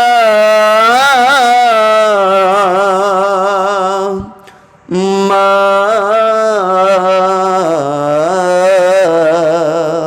আজ কেন আমায় সোহাগ মাখা ডাক ডাকো না? আজ কেন আমায় সোহাগ মাখা ডাক ডাকো না? মায়ারা চল দিয়ে কেন আমায় তুমি, মায়ারা চল দিয়ে কেন আমায় তুমি জড়াও না? আজ কেন আমায় সোহাগ মাখা ডাক ডাকো না? আজ কেন আমায় সোহাগ মাখা ডাক ডাকো না? কোথায় হারিয়ে গেলে তুমি, সারাক্ষণ তোমায় খুঁজি আমি। কোথায় হারিয়ে গেলে তুমি, সারাক্ষণ তোমায় খুঁজি আমি। মা বলে এত ডাকি, মা বলে এত ডাকি, ডাকি শুনতে পাও না? আজ কেন আমায় সোহাগ মাখা ডাক ডাকো না? আজ কেন আমায় সোহাগ মাখা ডাক ডাকো না? মায়ারা চল দিয়ে কেন আমায় তুমি, মায়ারা চল দিয়ে কেন আমায় তুমি জড়াও না? আজ কেন আমায় সোহাগ মাখা ডাক ডাকো না? আজ কেন আমায় সোহাগ মাখা ডাক। দুনিয়া তো আপনার উপরে পরীক্ষা আসতে পারে। 1 নম্বর নির্ভেজাল ঈমান, 2 নম্বর আমলে সালেহ, 3 নম্বর হলো ওয়াতাওয়াসাউ বিল হক। আমি ওই সমস্ত পয়েন্টের দিকে আমি ব্যাখ্যায় যেতে পারলাম না। ওয়াতাওয়াসাউ বিল হক, হকের উপরে চলতে হবে। এরপরে যতই আপনি হকের উপরে চলবেন, যারা হকের উপর আজকে দুনিয়ায় আছে তাদের উপরে আজকে বড় বেশি পরীক্ষা। কথা বলুন ঠিক কিনা? হকের উপরে চলতে গেলে আপনার উপরে পরীক্ষা আসবে। আর এই অবস্থায় যখন পরীক্ষা আসবে, সেই অবস্থা ওয়াতাওয়াসাউ বিস সবর, পরীক্ষা আসলে, হকের উপরে চলতে গেলে পরীক্ষা আসলে ধৈর্য ধারণ করতে হবে, সবর এখতিয়ার করতে হবে। এই 4টা গুণ যারা অর্জন করবে তারা দুনিয়াতেও সফল কাম, পরকালেও তারা জান্নাত পেয়ে ধন্য হয়ে যাবে। কথা বলুন ঠিক কিনা? ও মুসলমান ভাইরা, তাহলে আমি যেই কথা একটা বাকি রেখেছিলাম, শেষ কথা হলো এই, হযরত হানজালা রাদিয়াল্লাহু তাআলা আনহুর লাশ খুঁজে পাই নাই। মনে আছে কথাটা? শেষ কথা বলে দেব নাকি দোয়া করে দেব? শেষ কথা হলো এই, আল্লাহর জন্য জীবন দিয়েছে, তার ফরজ গোসল বাকি ছিল। কথা বলুন ঠিক কিনা? আল্লাহ পাক এত বেশি খুশি হয়েছে, আল্লাহ রাব্বুল আলামিন তার ফেরেশতার মাধ্যমে বিশ্ব নবীজিকে বলে, ইয়া রাসূলুল্লাহ, ইয়া হাবিবাল্লাহ, আপনি কাঁদবেন না, আপনি চোখের পানি মুছে ফেলুন। আপনার সাহাবী হানজালা প্রাণের স্ত্রীর মায়া বাদ দিয়ে, জীবনের মায়া বাদ দিয়ে, গোসলের চিন্তা বাদ দিয়ে আল্লাহ রাসূলের জন্য সে জীবন দিয়েছে। এই জীবন দেওয়াটা আল্লাহর কাছে এত বেশি ভালো লেগেছে, এই দুনিয়ার বুকে হানজালার গোসল দেওয়ার দরকার নাই। আল্লাহ রাব্বুল আলামিন জান্নাতের ফেরেশতা দিয়ে ওই আকাশের দেশে হানজালার ফেরেশতার মাধ্যমে গোসলের ব্যবস্থা করেছে। বলি আল্লাহু আকবার। আল্লাহর নবী এবার তার কুদরতি দৃষ্টি দিয়ে আসমানের দিকে তাকিয়ে দেখছেন, আল্লাহর ফেরেশতারা হানজালাকে নিয়ে দুনিয়ায় নেমে আসছে। বলি আল্লাহু আকবার। হঠাৎ করে কিছুক্ষণ পরে হানজালার লাশটা এক প্রান্তে পাওয়া গেল। সাহাবীরা হানজালার লাশটা নিয়ে আসলেন। নবীজি বলছেন, সাহাবীরা আমি যা দেখি তোমরা তা দেখো না, আমি যা বুঝি তোমরা তা বুঝো না। হানজালা গোসল বাদ দিয়ে আমার জন্য আল্লাহর জন্য জীবন দিয়েছে। আল্লাহ পাক এত বেশি খুশি হয়েছে, ওই যে দেখো হানজালাকে দুনিয়াতে গোসল দেওয়ার দরকার নাই। হানজালার চুল দিয়ে এমন ভাবে টপ টপ করে পানিগুলো এখনো পড়ছে, যেন মনে হচ্ছে হানজালাকে এই মুহূর্তে গোসল দেওয়া হয়েছে। বলি সুবহানাল্লাহ। ও সাহাবীরা তোমরা জানো না আল্লাহ পাক হানজালার জীবন দেওয়াতে এত বেশি খুশি হয়েছে, দুনিয়াতে নয় আল্লাহ রাব্বুল আলামিন জান্নাতের ফেরেশতা দিয়ে হানজালার ফরজ গোসলটা ওই আকাশের দেশে গোসলের ব্যবস্থা করেছে। বলি সুবহানাল্লাহ।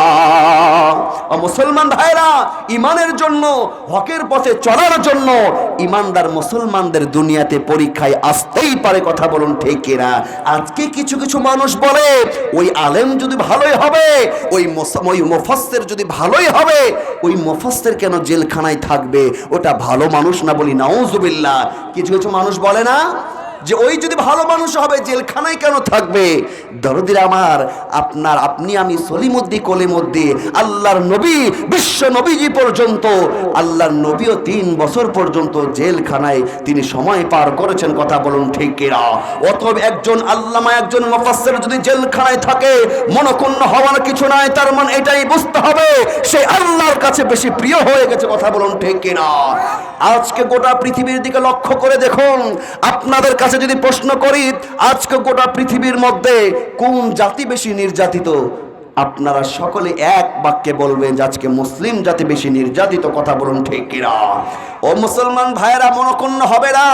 আশার বাণীটা আপনাদেরকে আমি এটাই বলতে চাই, মুসলমানদের উপর আজকে নির্যাতন, জুলুম, মামলা, হামলার মাত্রা আজকে কিন্তু অনেক পরিমাণে বেড়েছে। কথা বলুন ঠিক কিনা?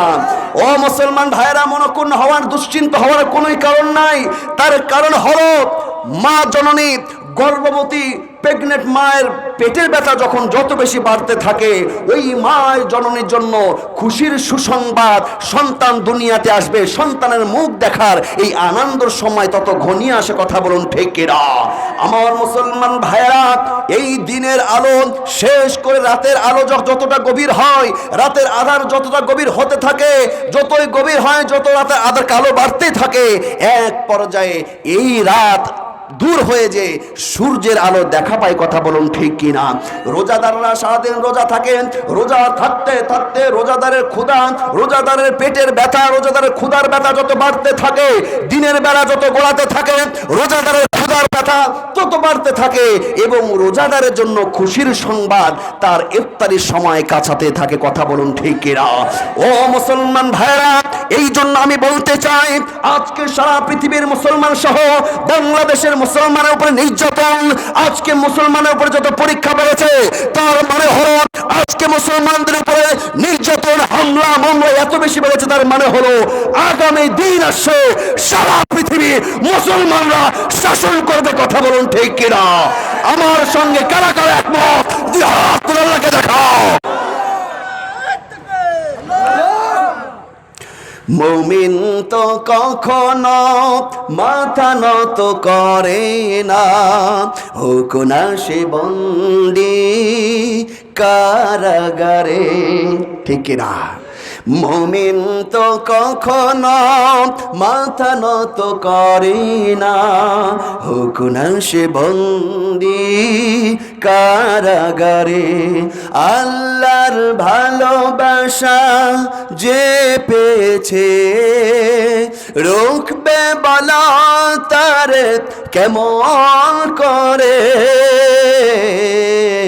মুমিন তো কখনো মাথা নত করে না, হোক না সে বন্দি কারাগারে। মুমিন তো কখনো মাথা নত করে না, হোক না সে বন্দি কারাগারে। দুনিয়ার আদালতে হয় যদি ফাঁসি, দেখবে সদাই নাই তার মুখে হাসি, দুনিয়ার আদালতে হয় যদি ফাঁসি, দেখবে সদাই মুখে সুখের হাসি। চাই না সে দুনিয়ার কোন সুখ সম্পদ, চাই শুধু শেষ বিচার আল্লাহর সন্তুষ্ট। কথা বলুন ঠিক কিনা? মুমিন তো কখনো মাথা নত করে না, হোক না সে বন্দি কারাগারে। মুমিন তো কখনো মাথা নত করে না, হোক না সে বন্দি। কঠোর পরিশ্রম করেছে এই মাঝখানে, খুব গরিব এলাকা। আল্লাহু আকবার, আল্লাহু আকবার। আল্লাহ পাক আমাদের প্রত্যেকের সময়, শ্রম, অর্থ দান, সৎকার, সার্বিক সহযোগিতা আমাদের মুহতারাম হযরতুল আল্লাম সভাপতি সাহেবের জবান থেকে আমরা শুনলাম। অবশ্যই যারা কোরআনের মাহফিলের জন্য যেইভাবে অর্থ দিয়ে, কেউ টাকা দিয়ে, কেউ সময় দিয়ে, কেউ অনুমতি দিয়ে, কথা ঠিক কিনা, আমরা সকলের জন্য দোয়া করব। আর আমি এই জন্য সকলকে দোয়াতে শরীক হতে বলছি, তার কারণ হলো আমাদের আজকে মা বোন সহ আমরা যারা উপস্থিত আছি, একজন ব্যক্তিও এরকম নাই যে হুজুর আমার আত্মীয় স্বজন কবরে নাই। কথা ঠিক কিনা? আমাদের কারো না কারো আত্মীয় স্বজন, প্রত্যেকেরই কারো দাদা, কারো বাবা, কারো মা, আত্মীয় স্বজন কবরে গেছে। আমরা সকলের জন্য দোয়া করব। আল্লাহ রাব্বুল বলেন বিশেষ করে এই মহল্লার আল্লাহ পাক যেন এই মহল্লাবাসীকে আল্লাহ রাব্বুল আলামিন মহিষকর উত্তরপাড়া এই মহল্লাবাসী কবুল করেন। এই মহল্লার উপরে আল্লাহ পাকের খাস রহমত বরকত দিয়ে যেন আমাদেরকে বেষ্টন করেন বলে আমিন। আমরা দোয়া করব। দোয়ার পূর্বেই কয়েকবার ইস্তিগফার পড়ি এবং দরুদে ইব্রাহিম পড়ি। আস্তাগফিরুল্লাহ রাব্বি মিন কুল্লি যামবি ওয়া আতুবু ইলাইহি লা হাওলা ওয়া লা কুওয়াতা ইল্লা বিল্লাহিল আলিয়্যিল আযীম। أستغفر الله ربي من كل ذنب وأتوب إليه لا حول ولا قوة إلا بالله العلي العظيم. أستغفر الله ربي من كل ذنب وأتوب إليه لا حول ولا قوة إلا بالله العلي العظيم. اللهم صل على محمد وعلى آل محمد كما صليت على إبراهيم وعلى آل إبراهيم إنك حميد مجيد. اللهم بارك على محمد وعلى آل محمد كما باركت على إبراهيم وعلى آل إبراهيم إنك حميد مجيد. اللهم آمين.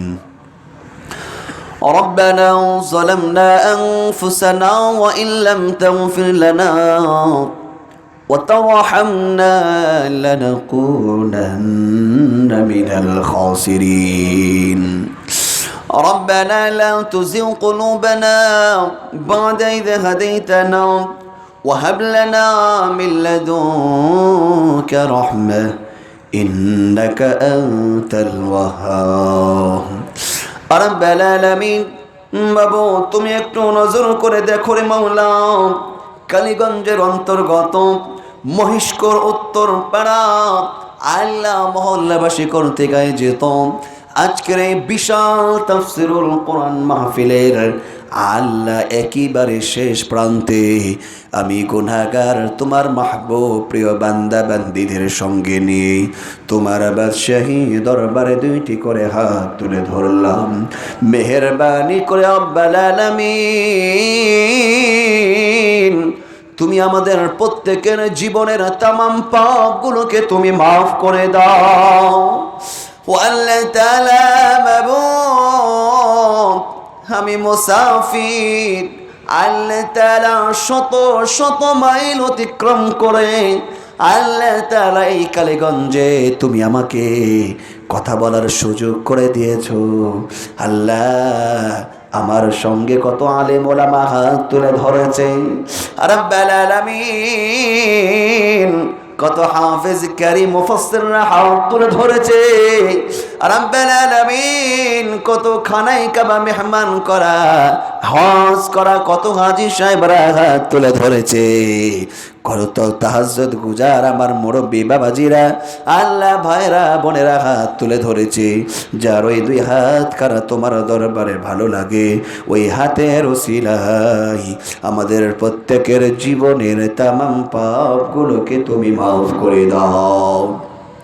ও আল্লাহ তাআলা মেহেরবানি করে মাবুদ, এত সুন্দর কোরআনের মাহফিলের আয়োজন যারা করলো, আল্লাহ টাকা দিয়ে পয়সা দিয়ে মাবুদ শ্রম দিয়ে অর্থ দিয়ে অনুমতি দিয়ে সার্বিকভাবে যেইভাবে সাহায্য সহযোগিতা করেছে এবং কোরআন শোনার জন্য যারা দূর দূরান্ত থেকে ছুটে এসেছে, আমাদের বক্তা শ্রোতা, আল্লাহ ক্যামেরাম্যান, ভিডিওম্যান, সাংবাদিক ভাই, মাইক অপারেটর, মাবুদ গো আল্লাহ তাআলা প্রধান অতিথি, বিশেষ অতিথি, আমন্ত্রিত ওলামা একরাম সহ আল্লাহ মাহফিলের সঙ্গে যারাই জড়িত, আল্লাহ আজকের এই মাহফিলটাকে কাল কিয়ামতের দিন আমাদের সকলের জন্য নাজাতের জারিয়া বানিয়ে দাও। ও আল্লাহ তাআলা মাবুদ, নবীর মহব্বতে দরুদ ও সালাম পড়েছি, মেহেরবানি করে আমাদের দরুদের হাদিয়া সর্বপ্রথম বিশ্ব নবী মুহাম্মদুর রাসূলুল্লাহ সাল্লাল্লাহু আলাইহি ওয়াসাল্লামের রওজা মুবারকে পৌঁছে দাও। আল্লাহ তাআলা তামাম সাহাবা আজমাইন, তাবিঈন, আইম্মায়ে মুজতাহিদিন, খুলাফা রাশিদিন, ওলি আল্লাহ, গাউস, কুতুব, পীর, মাশায়েখ, হাফেজ, কারি, মুফতি, মুহাদ্দিস যারাই বিদায় নিয়েছে, প্রত্যেকের কবর পাকে, মাজার পাকে আজকের দুয়ার হাদিয়া তুমি পৌঁছিয়ে দাও।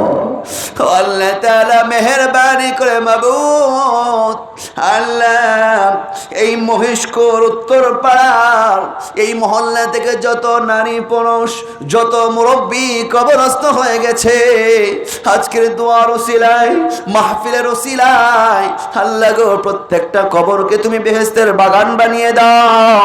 আল্লাহ প্রত্যেকের জন্য নাজাতের ফয়সালা করে দাও।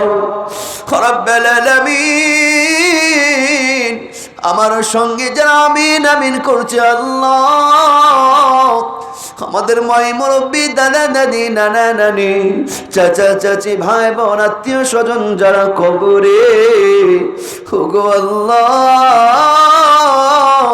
আমাদের প্রত্যেকের আত্মীয় স্বজন গুলোকে তুমি মাফ করে দাও। আল্লাহ আমরা জানি না আমাদের কোনো আত্মীয় স্বজন বিপদগ্রস্ত কিনা, পৃথিবীর এক প্রান্ত থেকে অপর প্রান্ত পর্যন্ত মুহূর্তের মধ্যে খবর নেওয়া সম্ভব রে মাওলা। বাড়ির পাশে 3.5 হাত মাটির নিচে ওই মা বাবা কোন হালাতে আছে আমরা খবর নিতে পারি না। ও আল্লাহ দয়া করে আমাদের মা বাবা গুলোকে তুমি মাফ করে দাও, আমাদের মা বাবার জীবনের গুনাহগুলো তুমি মাফ করে দাও, আমাদের প্রত্যেকের মা বাবার কবরটাকে তুমি বেহেশতের বাগান বানিয়ে দাও। আল্লাহ তাআলা আমাদের শ্বশুর শাশুড়িদেরকেও তুমি ক্ষমা করে দাও। আল্লাহ তাদের উপরে তুমি রাজি খুশি হয়ে যাও। মেহেরবানি রব্বুল আলামিন, তুমি একটু লক্ষ্য করে দেখো রে মাওলা, আমার সঙ্গে গভীর রাত্রিতে যারা আমিন আমিন করছে, আমি জানি না কে কোন বিপদগ্রস্ত, প্রত্যেকের বিপদ দূর করে দাও।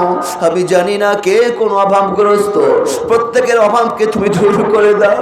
আমি জানি না কে কোন টেনশন মাথায় নিয়ে বসে আছে, হতে পারে অনেকে মিথ্যা মামলায় জড়িত হয়ে টেনশনে আছে। আল্লাহ আমাদের প্রত্যেকের যাবতীয় ব্যথাগুলো দূর করে দাও, তোমার খাস রহমত দিয়ে তুমি আমাদেরকে ধন্য করে দাও। ও আল্লাহ তাআলা মাবুদ, আমরা যে হাত তুলে ধরেছি, আমাদের মধ্যে অনেকে অসুস্থ, কারো মাজায় ব্যথা, কারো মাথায় ব্যথা, কারো হাই প্রেশার, লো প্রেশার, আল্লাহ কারো ডায়াবেটিস, হতে পারে এমনও কেউ আছে জানে না কিন্তু ক্যান্সার হয়ে গেছে। সকলের জন্য দোয়া করি, ওগো আল্লাহ আমাদের শারীরিক পরিপূর্ণ তুমি সুস্থতা দান করে দাও। আল্লাহ আমাদের প্রত্যেকের ছোট বড় সমস্ত রোগ ব্যাধি দূর করে দাও, আমাদের শারীরিক সুস্থতা তুমি বাড়িয়ে দাও। রব্বুল আলামিন, আমার মায়েরা বোনেরা হাত তুলে ধরেছে আল্লাহ, সময় স্বল্পতার কারণে তাদের বিষয় তেমন কিছু বলতে পারি না। আল্লাহ মা বোনদেরকেও তুমি কবুল করে নাও, তাদেরকেও তুমি মাফ করে দাও। আল্লাহ আমাদের সংসারের মধ্যে, দাম্পত্য জীবনের মধ্যে যাদের অশান্তি, স্বামী স্ত্রীর মধ্যে যাদের অমিল, আল্লাহ প্রত্যেকটা দাম্পত্য জীবনকে তুমি সুখ শান্তি বরকত দিয়ে তুমি পরিপূর্ণ করে দাও। ও আল্লাহ তাআলা মাবুদ, যেই সমস্ত মায়েরা বোনেরা এখনো সন্তানের মুখ দেখে না, যাদের বাচ্চা হয় না, তুমি তো ডাক্তারের ডাক্তার, তুমি তো হাকিমের হাকিম, তোমার কাছে দুয়ারে দরখাস্ত আল্লাহ, আমার প্রত্যেকটা মা বোনদেরকে সন্তান দিয়ে তাদের কোলটাকে তুমি আলোকিত করে দাও। রব্বুল আলামিন, এই মহল্লায় কত বোনের আছে আল্লাহ বিয়ের বয়স হয়ে গেছে, বিয়ে হয় নাই, আল্লাহ কন্যাদায়গ্রস্ত পরিবারগুলোকে তুমি হেফাজত ফরমাও। বিয়ের উপযুক্ত বয়স হয়ে গেছে, ওই সমস্ত বোনগুলোর জন্য সুপাত্রস্থের ব্যবস্থা তুমি করে দাও। আল্লাহ আমাদের প্রত্যেকের রিজিকের মধ্যে বরকত দিয়ে দাও। যারা চাকরিজীবী ভাই রয়েছে চাকরির মধ্যে বরকত দিয়ে দাও, চাকরির মধ্যে পদোন্নতি দিয়ে দাও। আমার ব্যবসায়ী ভাই যারা রয়েছে প্রত্যেকের ব্যবসার মধ্যে বরকত দিয়ে দাও। ও আল্লাহ তাআলা, যারা ক্ষেত খামার করে, কৃষি কাজ করে, সাধারণ দিন মজুর যারা রয়েছে, মেহেরবানি করে প্রত্যেকের ফসলের মধ্যে, আয় রোজগারের মধ্যে, রিজিকের মধ্যে বরকত দিয়ে তুমি আমাদেরকে ধন্য করে দাও। ও আল্লাহ তাআলা মাবুদ, তোমার কাছে দুয়ার দরখাস্ত, এই মাহফিলটা বাস্তবায়ন করার জন্য আল্লাহ 1 মাস ধরে যারা চিন্তা ফিকির করেছে, শ্রম দিয়েছে, সময় দিয়েছে, মাহফিলটা সুন্দরভাবে বাস্তবায়ন হওয়ার জন্য, কেউ টাকা দিয়ে, পয়সা দিয়ে, সময় দিয়ে, রব্বুল আলামিন কেউ অনুমতির ব্যবস্থা করে দিয়ে যেইভাবে সাহায্য করেছে, প্রত্যেকের সাহায্য দান সৎকারগুলো তুমি কবুল করে নাও। এই ওসিলায় তুমি আমাদেরকেও মাফ করে দাও। রব্বুল আলামিন মাবুদ, সারা পৃথিবীর মুসলমানগুলোকে তুমি করোনা ভাইরাস থেকে হেফাজত ফরমাও। মেহেরবানি করে এই বাংলার জমিনটা তুমি করোনা মুক্ত করে দাও।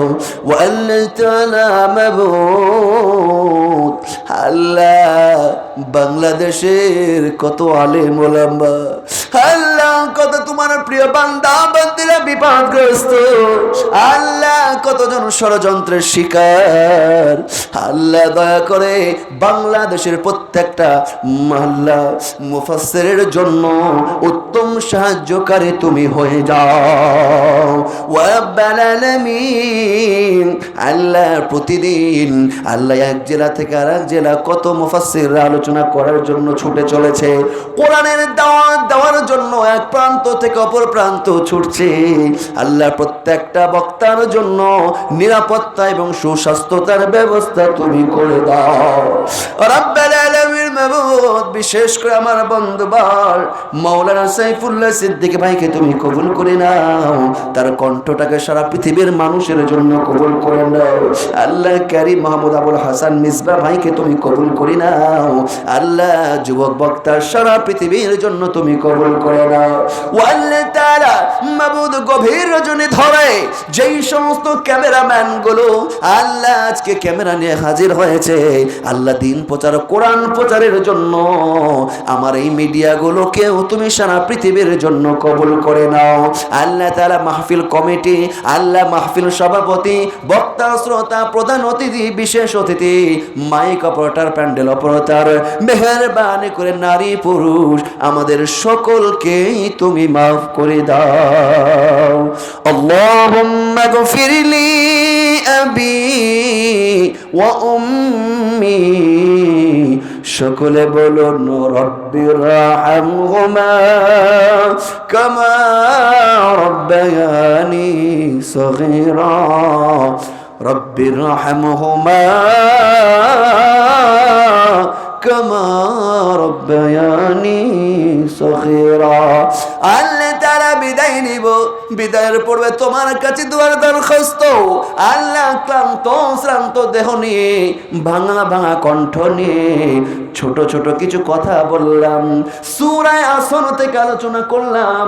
আল্লাহ এই 4টা পয়েন্ট, আল্লাহ মাবুদ আমাদের প্রত্যেককে এই 4টা গুণ অর্জন করে আল্লাহ যেন দুনিয়াতেও আমরা সফল অর্জন করে তোমার সন্তুষ্ট অর্জন করে আল্লাহ পরকালেও তুমি আমাদেরকে জান্নাতি মানুষ হিসাবে কবুল করে নাও।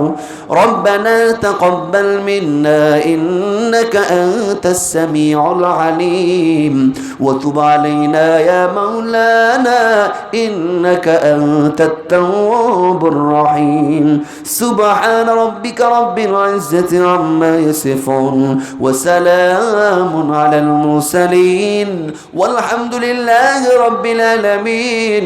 ওয়া আল্লাহ তাআলা মালাকুল মউত আজরাইল আলাইহিস সালাতু ওয়াস সালামকে যেই সময়, যেই কানে, যেই মুহূর্তে তুমি আমাদের সামনে হাজির করে দিবে, ওই মুহূর্তে আমাদের সকলের জবানে ওই মধুর কালিমা তুমি জারি করে দিও লা